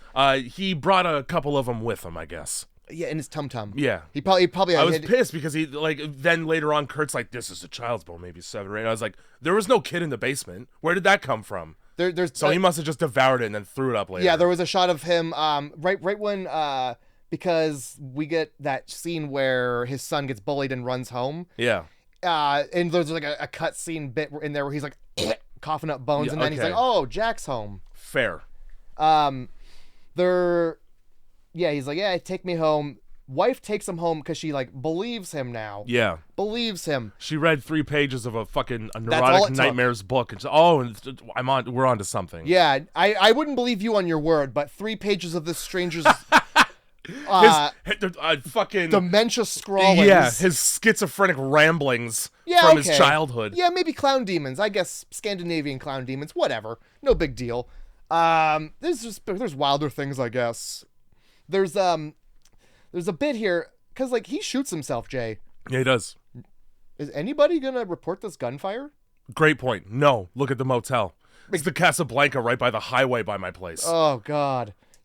It's either a car backfiring or somebody solving a financial problem. The only person who's gonna know is whoever's got their bedroom backed up to that wall, because there's definitely a new hole coming through where they got to put a different picture to cover up the other bullet holes. People get divorced over a change in cologne brands, but somehow this woman finds it in her heart to chain her demon husband to a support beam in the unfinished basement. I like that you noticed it was a support beam too. It sure was. I was like, that's an integral beam is what I wrote. Yeah, it is. Usually, you bulkhead that in with a drywall rectangle. You definitely, you really don't chain your super strong clown demon husband who you just watched snap a man's arm like a twig to it. Yeah. Unless you want your house to fucking collapse. In on itself. The other thing about this, this is the only realtor on Earth that lives in a garbage house. Because the interior upstairs is fine and great. But they're like, really? Root cellar? You have the inside track on better houses than this one. Get one. Finish your goddamn basement. Yeah, how hard is that? You literally have the connections to get this accomplished. Yeah, people likely owe you favors. 3 Mexicans yesterday. Hey! Tell me I'm wrong about anything I just said. I mean, I don't know where they could have been. They spoke Spanish, Jay. This is all we know. Mm-hmm. I only know that it was Spanish they were speaking. So we are where are we? Kent's wife goes, "Okay, I'm going to help you fix this because I want my husband back. I know the exact room number and hospital that Peter Stormare is currently being housed at, despite the fact that we have no idea what happened to him after the car accident." Absolutely. So I'm just going to just because movie, I'm going to show up with one singular picture of what looks like him in a clown costume and a bunch of sick kids. Yeah, so she finds out that his brother Martin was a doctor. Yes. At a children's cancer ward, which as soon as I saw that, I was like, oh boy. Oh boy. What is this, Patch Adams? You really picked a group of people that aren't going to be around for much longer anyway. You really couldn't have picked a better group of people to really justify sacrificing, huh? And here we are. So, yeah, she's got this photo of what's his name? Him with dead kids. Yeah, basically. Him with kids that are now dead. By one way or the other, yes. Wearing the costume. That's right. And obviously, if Bruce, or whatever I said his name was earlier, got out of it. Bert. Yeah. There's got to be a way, There's got to be a way. Yeah. Peter Stormare apparently is left-handed, as evidenced by the fact that his jaw is wired shut and he needs to write on a notepad. And he uses his left hand to do that. Just a fun tidbit, fun fact. All right. I'll note it down. Given all of the stakes involved here, I would want him to do a better job communicating his point than just writing "don't trust him" in all caps and then yelling because you didn't read it good enough. Yeah, maybe instead of tapping it more aggressively, word it differently, buddy. Write some more. Yeah, give me a little more than "don't trust him." You got a whole notebook there. I don't trust you. Go ahead and fill out that Moleskine.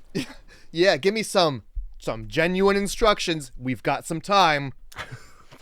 We don't actually have that much time. No, not a lot. So she goes to the fucking clown house where the suit was from, and that's when she finds the chair. You mean the chair that's basically an electric chair without the electric? That's right. The chair from the Green Mile. The biggest, clunkiest metal chair that's on some sort of turntable. It's like a Lazy Susan, but it only goes quarter turns. Yeah. And then we uncover a video camera which aimed directly at it. Nobody takes the tapes out of this video camera. No, would be despite the silly. fact that later on during a flashback, they're all burnt in the fireplace. This is literally the camera that recorded The Ring. That's my only answer for you. That's the footage that it looks like, and that's true. It is pretty poorly shot. Unfortunately, sad CGI during Clown Demon footage, I noticed. Yeah. You could have just as easly just made it a person. Later on, it is one. It's terrible fucking footage. Anyway, it wasn't going to look good to begin with. You could have just made it a person. While she's watching this, though, we cut to Jack once again being bullied. R.I.P. Jack. Colton has some Elmer's brand glue because that's the only glue any it kids are allowed had to better touch. have been. I didn't see what he poured it from, but he sure did have a hand of it. Because he's going to turn Jack's face white like his... Don't you say it, Jay! There's a rule, Matt. There's a rule. I'm going to try and censor it when you say it. And the rule is, if they say it in the movie, I can say it on the podcast. Guys, Jay says terrible things a lot, and they do... I mean, I'm going to censor it. Don't you want to just look like a clown like your... Fat Dad! He says it twice in this movie. Actually, it gets said twice in this movie. Yeah, somebody else definitely says it, and at the least opportune time. Anyway. The second I heard that word leave his mouth, I was like, I hope this child dies. Yeah, the second I heard that, I was like, I'm going to have to hear this word again later. I literally wrote, Jesus Christ, 12-year-old. For real, though, who do you let this kid hang out with? So Jack, because as you know, as all children are usually influenced by their parents, bites this kid's fucking hand and then takes off. Hey, smart. Mm-hmm. It's that or get glue face. Gets into the house despite the fact that fucking mom's not home, using the spare key at the back door, despite the fact that the front door is unlocked. Is very unlocked. Ask me how I know. Well, the mom glides right through earlier. Yes, she does. Later, no jingle keys. No jingle keys. So I don't know why you had to use the spare. Try the front door first. It's your own house. Maybe he likes to feel like it's his bachelor pad when he comes in the back door. Like this is fucking Jack's house. This is where Dad's barfing bones in the basement. Yeah. Come here, son. I can tell the difference between my dad's voice and a demon's voice. And all right. Yeah. Honestly, I think it's to be said. This is clearly not the dad. Like, this is day 2, and he's already pretty good at grooming. Well, you're telling me that he just picks that up like that? He's luring children left and right. Yes, he's good. Right. He's great at it. This was a pretty unnerving scene, yeah, because he's first of all, nothing good is ever in the basement. Especially not when, in order to get down there, you got to listen to a guy say, "I need help. Help your daddy." Oh! After your mom had just specifically said, you got to tell your teacher when your daddy's here. Well, teacher doesn't come home with me. Yeah, don't call a police officer, by the way, who are looking for this man currently. Great point. No, tell your teacher who's gonna, I don't know, do math the long way at him. Send you to the counselor and ask him if you're being touched. Hand him a quiz that you got to show all your work on, so it takes him a little bit so you can get away. Yeah, nap time? No. He's like, I gotta tell my teacher when I see you. No. Mom said you don't have to do that now. All right, well. How's your HRT, father? Click, click. If mom says it's okay, I'm gonna go right down into the basement. Yeah, the unfinished business basement. The basement where dad needs help. Yeah. If somebody needs help in the basement, push your life alert. I'm not going in there. If you really need help, we're gonna get professionals, because guess what? Push your life alert. It's obvious you've fallen down into it. I will not be lured. Not to mention, the second I see chains wrapped around my father, those must be necessary. I'll see you later. That's for a clear and purposed reason, I'm sure. Oh, fuck. I didn't see the note that said, don't unchain dad. Let me look for it, because it's got to be around. But instead, I'm going to tell my father the bully story. And then he's going to try and relate by not telling a story at all in return. You want to know what happened when I was bullied? I hid until they couldn't find me. I think... And then fucking Jack goes, and then they left you alone, and he just doesn't answer. What's your bully's name? No, how about... Where are the bolt cutters? All the worst things that you could probably say to a child ever. Yeah. I thought he was telling him, like, to hide, like, hey, here's what you do, hide from me. Yeah, exactly. Go hide. But put those bolt cutters just within my long, slender toes. Just chuck me those, and then also tell me a child's name real quick. Yeah, give me a Give me name. his name and address. His name, address, and phone number, please. Give me a list of his biggest fears. What's his schedule like? What's his Halo username? Yeah. Oh, What's his gamer tag? worst fucking rip-off Halo game footage. And like, It's so obviously, they tried to do the HUD thing, and They it's not tried even so remotely the same. the characters don't look like they No. don't look at all, but still, some kids like, oh, there's somebody in your house. Maybe it's Master Chief. Don't get sued. Don't get sued. I didn't say it. I said Master Chef. I love Master Chef. And like the only thing that's similar between this shit-ass game and Halo is the teabagging. The teabagging and the fact that it's red and blue. Yes.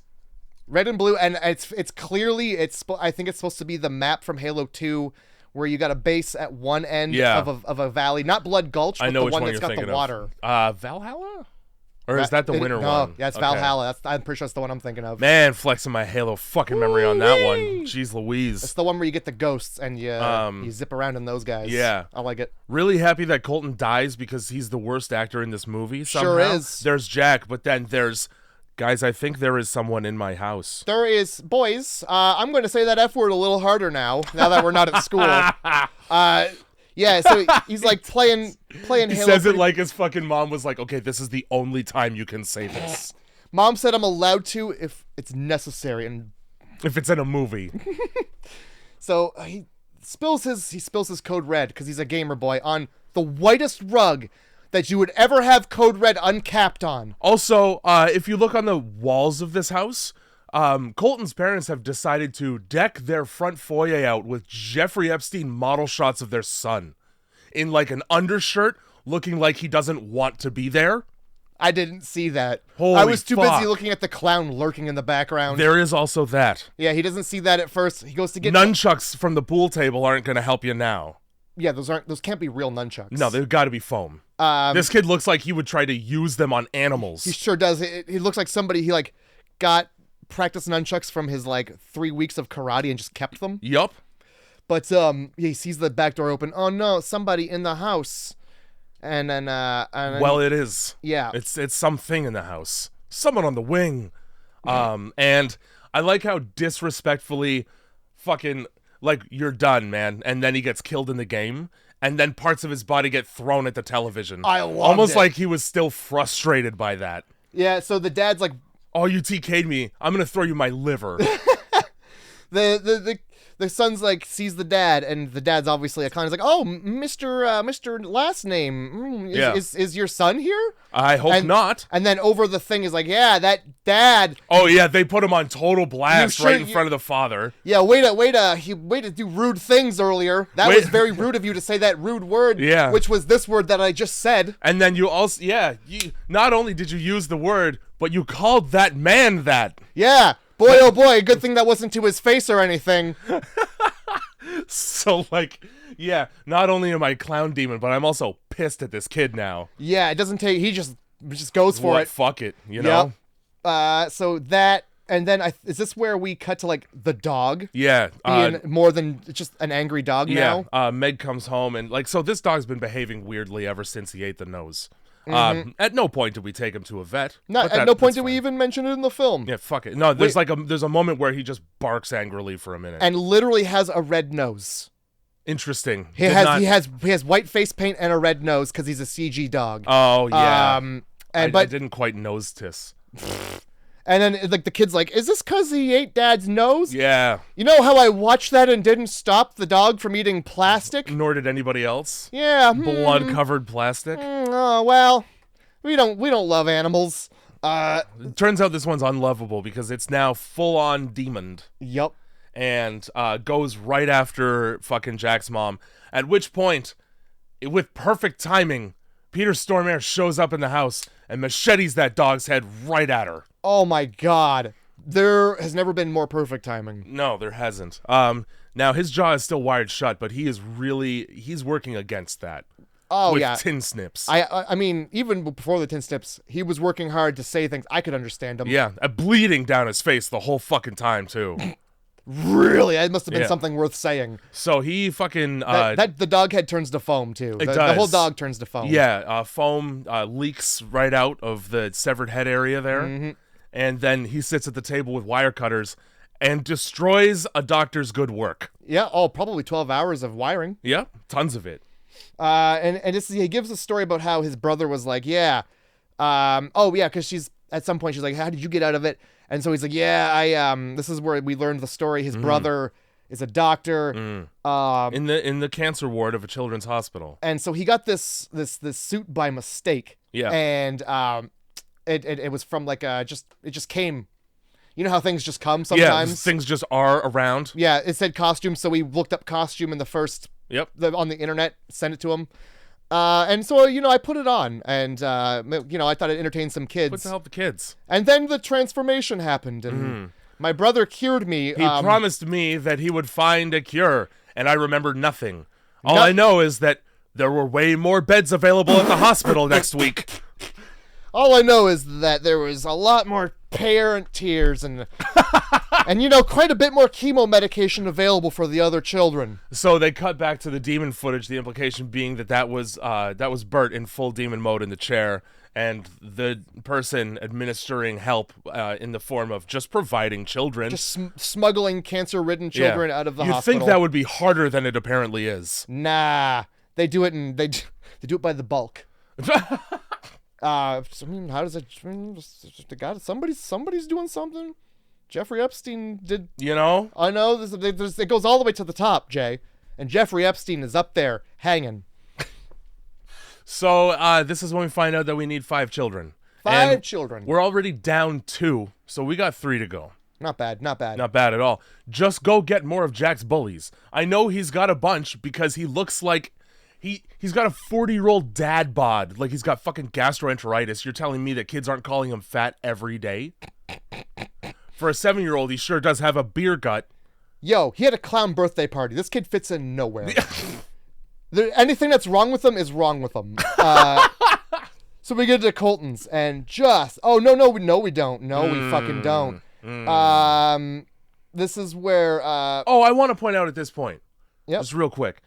During Bert's whole explanation of why there was a clown suit in a chest in the basement of his dead brother's house, he mentions that his brother had quit his job so that he could protect this costume with his life. Right. Put a padlock on it. Put a lockbox on there. It takes fucking 30 seconds. The costume doesn't come to life. You chained the chest to the wall, but you didn't lock the chest? Just anybody can go down there and open that up and get at the costume with ease? The chest doesn't come to life. No. Nothing comes to life. It's not a mimic in Dark Souls. It's gonna just sit there. Yeah. Lock it up. You had chains. Wrap them around the chest? Wrap them around the chest like Davy Jones' locker gold. Nah. We're just going to leave it open. Anybody who snoops, they're getting what they deserve. Yeah, I'm sure they're going to have I'm not going to have a backup plan for when I die either. I'm just... Yeah, at all. We'll just die. I'm not going to leave a note for the next person who shows up. Don't. Hey, leave this alone. If for whatever twisted fucking reason you need a clown, don't. This chest is integral to the structure of the building. If you need a clown, you're the problem. Close this chest. Yeah, we go to Colton's house to find the bloodbath. Nightmares. Yep. Horrible nightmares. And then, fucking Bert turns into the fucking, Vincent D'Onofrio in fucking Law and Order, or Horatio in CSI, except it's specifically child bones he can identify. Look at all these bones. I can tell from the length of this femur that it's an 8-year-old. I've seen a lot of kids' legs. I can tell by the clothes all about. This was a child. The scraps of Deadpool clothing. I can tell by how sticky this are. Fuck. Well, where's a clown go at 7 p.m. on a Thursday where a clown isn't going to be noticed, Jay? Apparently Chuck E. Cheese. Let me tell you one thing right now. There's one thing that's not at Chuck E. Cheese, and it's a goddamn clown. Not to mention a clown covered in blood. Yeah. Child's blood. Yeah, and so when they walk into this living room, it's not just like a dead child. It's like somebody took something made out of clay and mushed it into the white carpet. It looks like the Charles Manson house after he left. It looks like he hollowed out a boy and let him melt. Like, it's fucked. It's just red. It's red mush and clothes. That's all that's left of this boy. Yeah, and then some bones around. So this is not a clean clown we're looking for. But no, oh shit, we got to go to Chuck E. Cheese. Yeah, let's go home first real quick because we still think Kent is there, but he's not. So that's when Bert also that's when I got pissed off and confused why there was a kid's bone in the basement. But then we get a conversation where Jack comes down and we're coming to the conclusion that despite the fact that a cure is children, and we know that it is, Bert still wants to just kill Kent, wants to just end his life. So when Jack comes down and asks about his fucking father, what does Bert say right to a 7-year-old child? Oh my God. We have to kill your daddy. You let this guy around terminal cancer children. Oh, no tact. It was 60s, man. No tact whatsoever. Yeah, he just really has no bedside manner there. You know, you have your daddy. You know, you got it one. No more. No, none. Practice not having one for later. I have a way to get him back, but I don't wanna. I have a way to get him back, but I also have a funner way that involves. There's an easy way and a hard way. Yeah. And honest to God, I just don't have time to round up 5 children. Right. I just don't. It's effort. Later on, we see how much effort it is. It's effort and literally illegal. It's a crime that people will commit on the internet every day. Oh, fuck. Yeah, no, I wrote those notes backwards because that's before it. And then I wrote, Colton is an uncased sausage on the living room floor.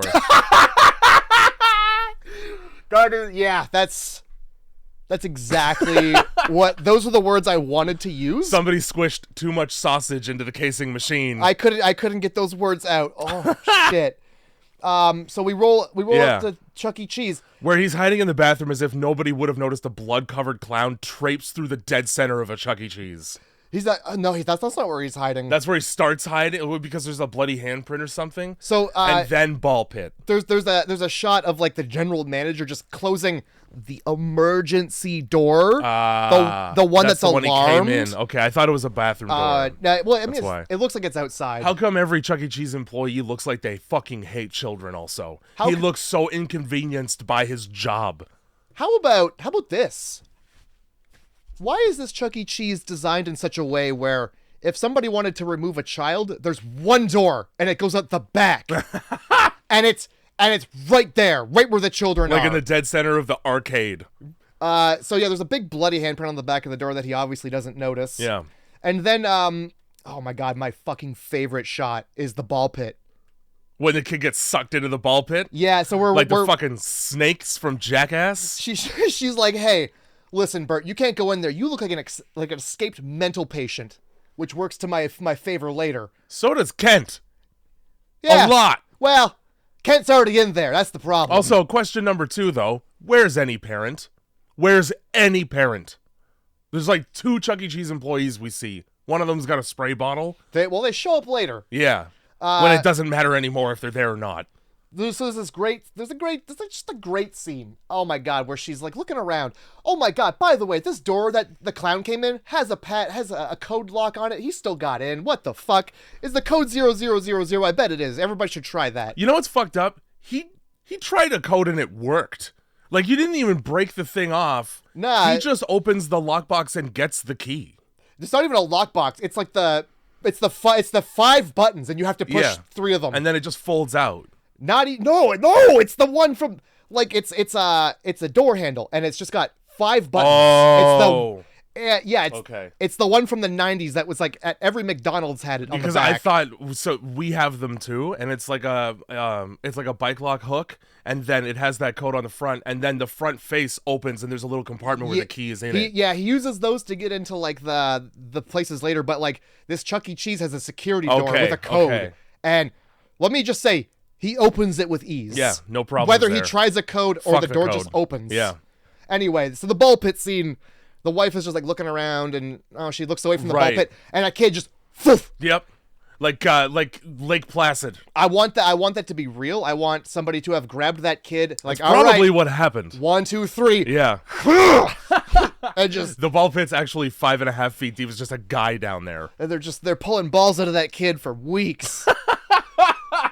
But that's like my favorite part. And then later a kid comes down the slide and is like, "Oh, somebody peed in here." And, like, Not quite. steps out with bloody feet. Good guess. Nobody makes any mention of the blood in the ball pit. No, you know what they do actually? Later you see workers desperately scrubbing every ball. They're barely doing that. Okay, it's a chick with a spray bottle and a child, and they're just rifling through the dirty, bloody balls and touching nothing.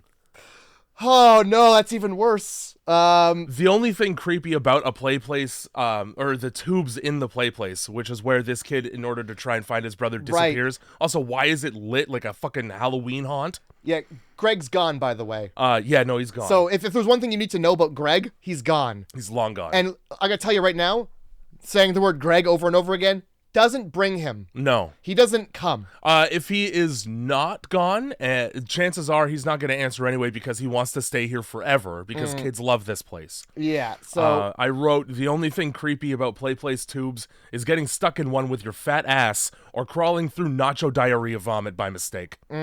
Because chances are, man, odds. Odds are.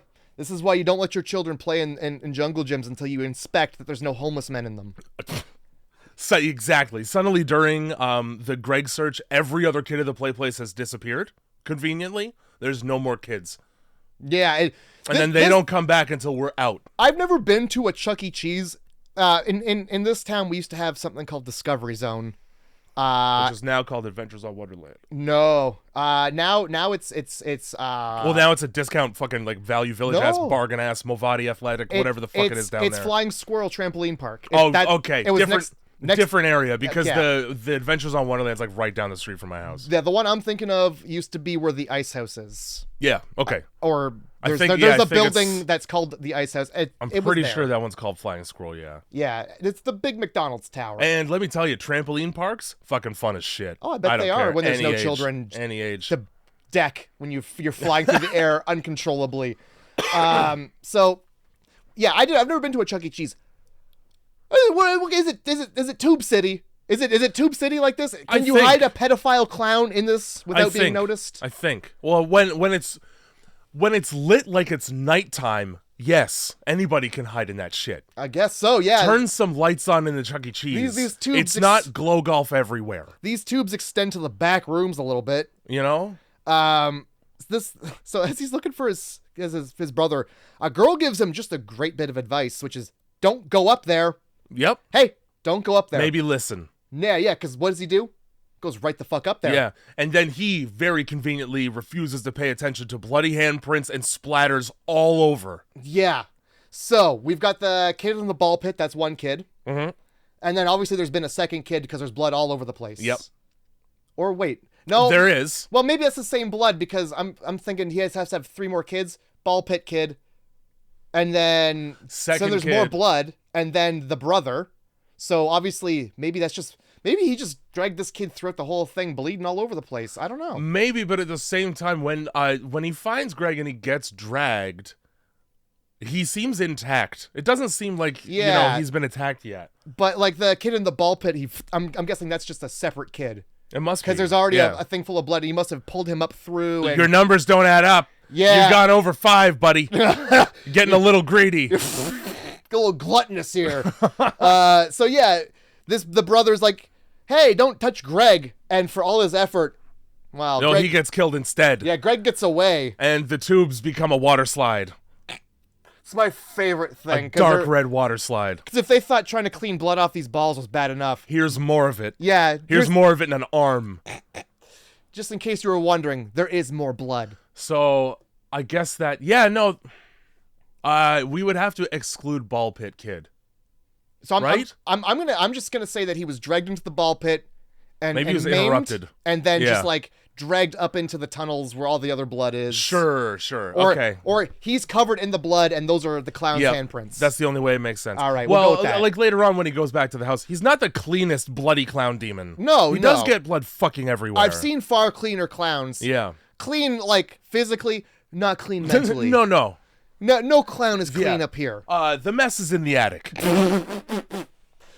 The alarms going off as they should when a child is murdered in a Chuck E. Cheese. That's right. I don't know why. An alarming amount of blood comes out of the play place. I don't know who pulled the fire alarm, though, because that's what those lights are.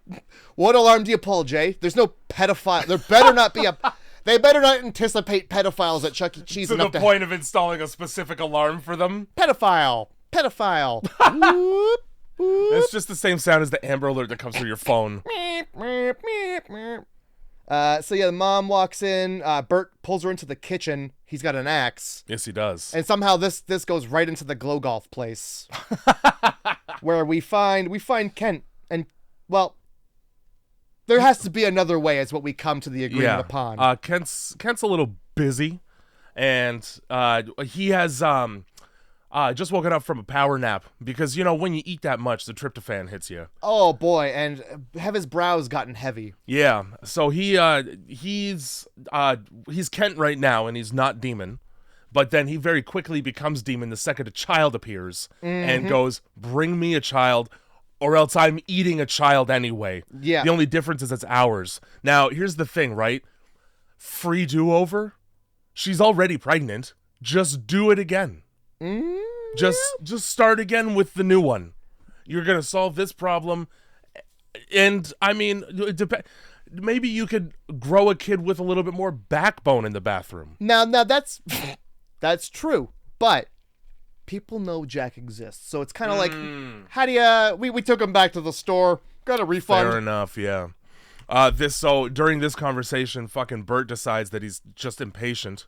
He's run out of patience for this, so he tries to kill Kent anyway, despite the fact that we're in the process of trying to save him from a demon. Yeah, we're striking a deal. Yeah. He gets so unfortunate that every single one of Peter Stormare's injuries in this movie is mouth and jaw related. Like, I just got this shit fixed, man. You're gonna bash the butt of the axe into it again? Barely fixed. It's barely set. Well, he fucked it up. And then, the cops show up, so we disappear. And we leave him to take the fall for child murders because he's got an axe and a bloody mouth. Yeah, well, how do you Rude. How do you say there's a clown demon afoot when you've got this sitting right here? But you could have at least dragged him out of there. Yeah, look at the way he looks, though. The way that he stares at the cop's flashlight, like, they're not investigating. Yeah. That's the guy. That's the hairline of a... Wow. Somebody who wouldn't have been allowed in here had we been paying attention. Yeah, this guy didn't bring a kid in, so... we head outside, and there's fucking kids everywhere. Not to gloss over, there's a moment where Kent's wife is like trying to talk to Kent and being they try to drum up some emotion between them in their relationship, but he's already turned back into the demon. So, like, trying to force a sentimental moment between this woman and a very obvious clown demon, none of the emotions hit when I'm staring Stephen King's It's meth head cousin in the face. That's really what he looks like. Spot on. Fucking, so she's just, calls her dad like, hey, just take Jack for a trip somewhere. Take him away. Also, the demon goes, bring me a child to our special place, babe. Yeah. Why is the demon trying to ruin your anniversary picnic destination? Yeah. Just say nothing. We're going to have to find a new special place and a new special song. And then he doesn't even go to the special place. No. He goes home. He's smart. Fucker.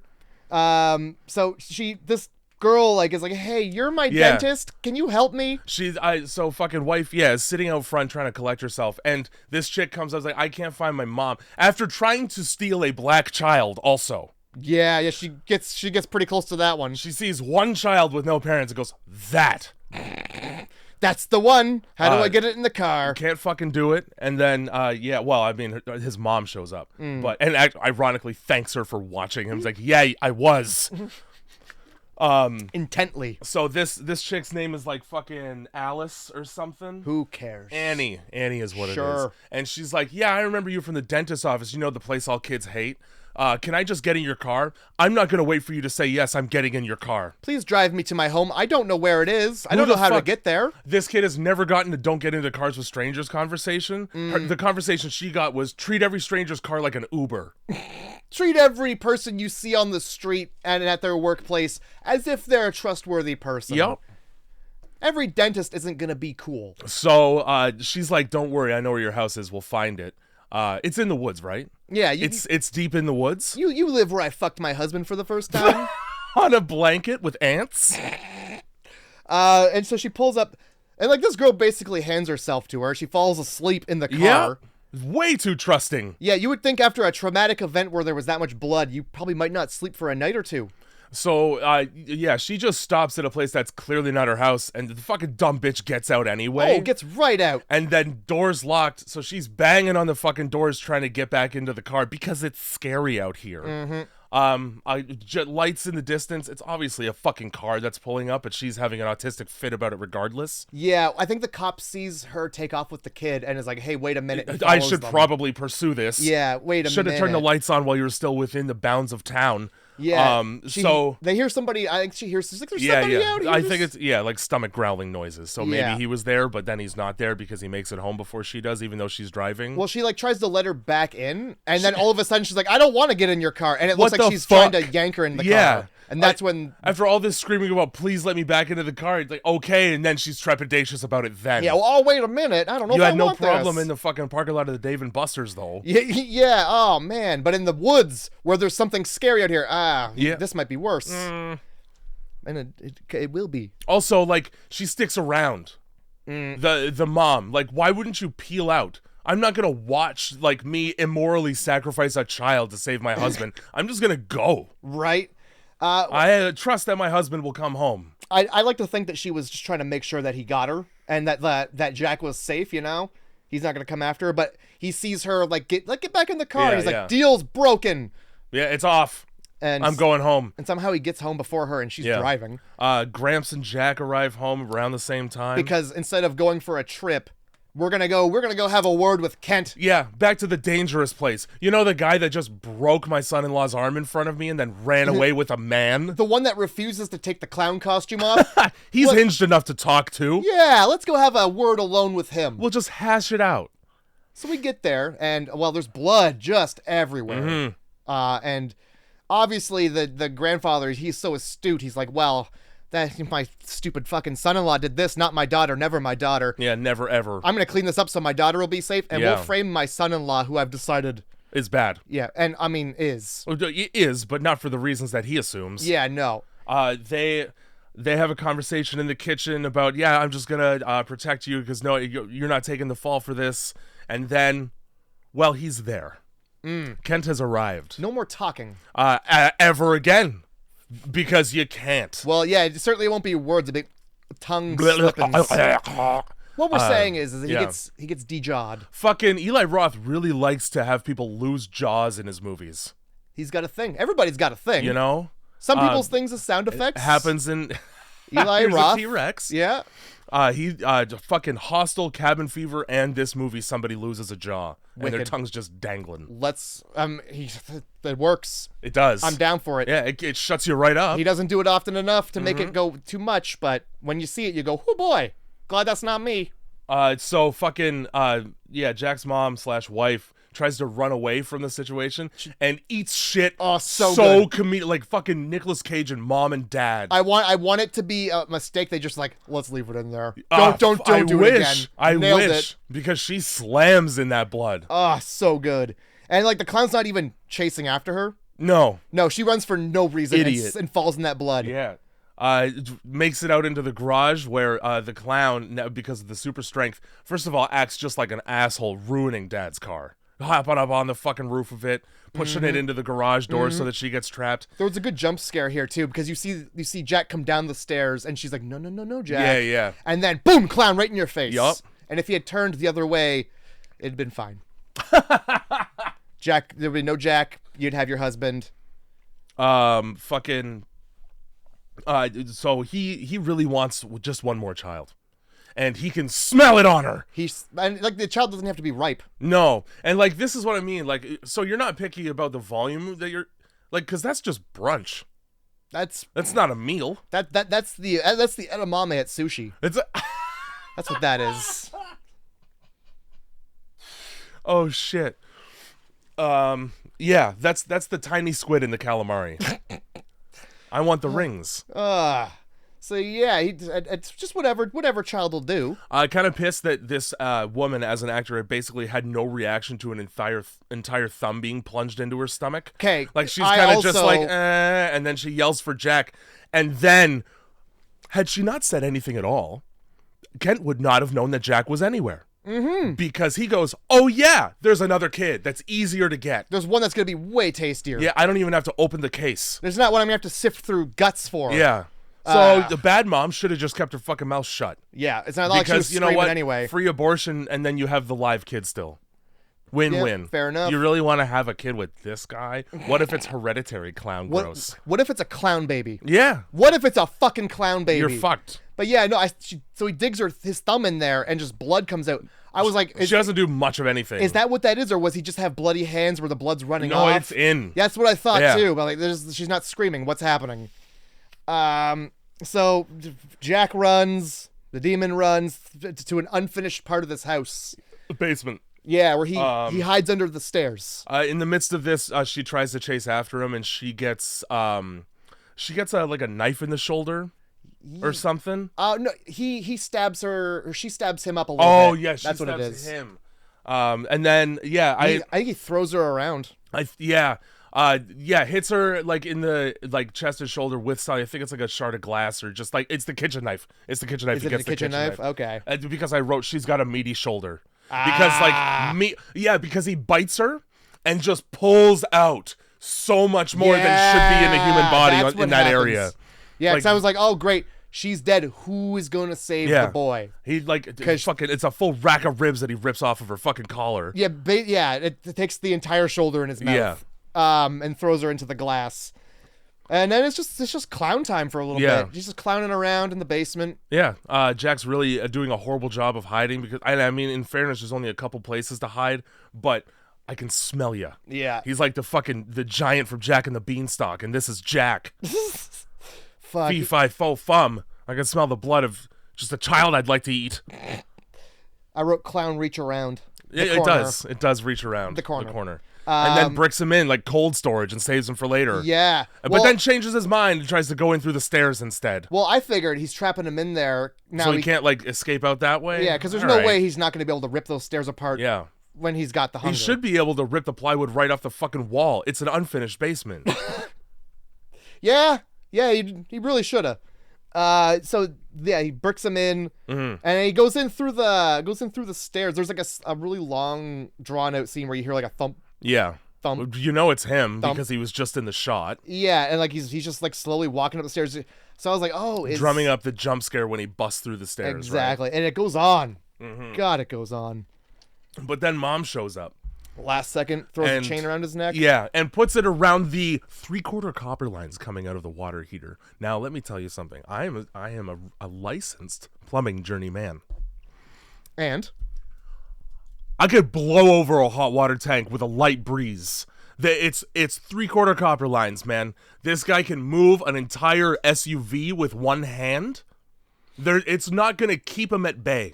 Is there anything about a demon being chained around the neck that like makes it weaker or something? The issue was in the earlier scene she cut his throat with a knife, so it's actually injuring him to try and fight against the chain. That's why he gets that's why he has to take a knee. That's why he turns back into Kent briefly to do that fucking thing that every demon in every possession movie ever does. I wrote the demon thing. Yeah, that's what it is. Okay. It's the demon thing. I'm going to let the person I'm controlling speak for a second in order to draw out sympathy. And let me tell you, unfortunately, it kind of works for a second. Oh my God, but then, demon time anyway. Like, she really drags her heels with this sledgehammer, crushing this fucking husband's head. Oh, and then also barely even crushes the head, honestly. She knocks his block off. Yeah. Is what she does. She like basically garrots him with the chain and a hammer instead. Which is a very messy way to do that. I wrote she plays a game called Crown the Clown. Yeah, and he does don it. Fucking, if you were willing to do this all movie, why did you wait until children died? Yeah, you really let a lot of children die before you decided to knock your husband's block off. Should have just let Bert do his fucking job. Would have solved everything and he wouldn't be in jail forever. Yeah. Oh my god. So yeah, she has like a second thought until he goes goblin mode, and then Yeah. it's just boom, clean cut, head Yeah. right off. Well, not the cleanest. No, not the because he's cleanest. still alive. And I would argue that the best use of practical effects in this movie, with the exception of like the fingers and toe growth maybe, is when she rips the ligaments out of his head and spine. You mean where she puts her foot on his shoulder and Yeah, heaves the it's head? The same thing as the nose. So good. There's some unresolved issues in this marriage. Oh my god, it is so good. And like up until this point, I was like, oh, it's a 7, it's a 7. And then I saw her grab the head and just like, I was Yeah. like, 8. Easy 8. That's the fucking movie though. That's the movie. Yeah, so the cops show up. It ends. Yeah, it ends yeah. with like an autopsy, and they show that the wig and the skin Yeah. are now in cold storage. You or, do get to see evidence storage. Yeah. The demon turned back into Kent's head, and the body turned back into the suit. It was kind of Yeah. cool because it just reminded me of Goosebumps shit, you know. It like foams off, and underneath Yeah. the foam is Kent's disfigured, And it's like the suit like returns back to its original form. and very Goosebumps.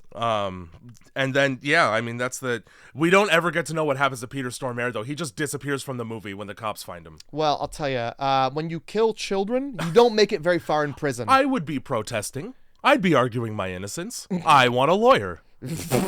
I can guarantee you I wasn't in that ball pit. I was ball pit adjacent. It was a clown demon. I was on the grassy knoll, but I didn't shoot. Honestly, I would rather the reason of insanity over guilty of child murder. Yeah. Because one of those gets me raped in prison, and the other one gets me nice medications. His defense is just like, now, in my defense, clown demon. Yes. Clown demon. Here's my book. Look. I was once one as well, and then my brother saved me by killing kids. I mean, not at all that, not that, Your Honor. Can I have that stricken from the record? We had a cough and cold and clown medication that really took care of my flu and clown. My clownocephalus. Anyway, that's the fucking movie. That's Clown, everybody. 8. 8? I liked 6. Really? Yeah. All right. Entirely because Peter Stormare and the practical gore. But the rest of the movie kind of sucked for me because I was just sitting there waiting for cooler things to happen. All right. And like the tone doesn't really match. Eli Roth likes to do this thing where things happen slowly in scenes to the point like him going after Jack underneath the stairs. Yeah. To the point where I'm just like, okay, hurry up. There was some of that. When he attacks Colton in the house, he stands in the fucking hallway for way too long. There was a lot of suspense. Because you already have seen what it is. Because this movie is not lit for horror. It's very well, like, there's a lot of light. A lot of things happen in bright light. Yeah. You know? Him tilting back on the chair to fall on the saws, really, that took a long fucking time. It went on. And I get it because you're like, okay, I'm going to die. So you're like, I'll just drop that. So there might be some hesitation. But at the same time, you're convicted enough to have bought those saws. 8. I don't care. It's just fine. I haven't seen a movie that had me going, woo! Like that in a long time. It's not that big of a disparity. 8. We've had more. We've had worse ones than that. It's fair. All right, man. This week. All right. This was kind of a tough one, but one of these options is fucking hilarious. I'm not going to tell you which one. Okay. I really want you to pick it, though. Okay. I have 3 for you, and one of them is a double, and you'll have to choose between the two. All right. For our themes, we have a demonically possessed object. Okay. We have failed exorcism. Okay. And we have the dark side of children's lore. Okay. Because this clown is fucking... Norse mythology is actually a demon that lives on a mountain. 2 of those are really... The first and the last one, I like... Those sound like they're going to be fun ones. Mm-hmm. They will. And the middle one was the possession one, eh? What was failed exorcism. Seen a lot of those. Fair. Let's try something different this time. Yep. Demonically possessed object and the dark side of children's lore. Now, the vagueness of the object intrigues me. It should. And I want to go with that one. Thank you so much. Thank you so fucking much. I think I know what it is, and that's why I'm going with it, but I want to hear you say it. You have no idea what it is. As a matter of fact, for failed exorcism, it was going to be the devil inside. Okay. For the dark side of children's lore, you had the choice between Krampus and rare exports. Okay. I've never heard of that one. It's about people who find Santa Claus in a mountain and try to sell him for ransom. All right. However, you've chosen demonically possessed object. Oh, boy. And in this case, we are watching Killer Sofa. Oh! Yes! Oh, my God. Yes. I know exactly all about this, and I'm so... It was either that or it was Evil Bong. I had never heard of this movie before this morning. Oh my God, I've seen the trailer. I watched that trailer and I was like, I don't give a shit if I have to move heaven and earth. It's getting on this list. Fuck. Killer Sofa. I was thinking Evil Bong. Also known as Recliner. Yes. Holy fuck. I cannot wait. I'm excited. Oh, God. That's the podcast. I just want it to be over so next week comes faster. Yup. Grindhouse Movie Club, everybody. Tried to speed through this one a bit so Matt could get to work. Hey, we still did it, though. Yeah, we did. Plenty of time to get to work. Sick. And we did the podcast. Well, I gotta go to work. Clune.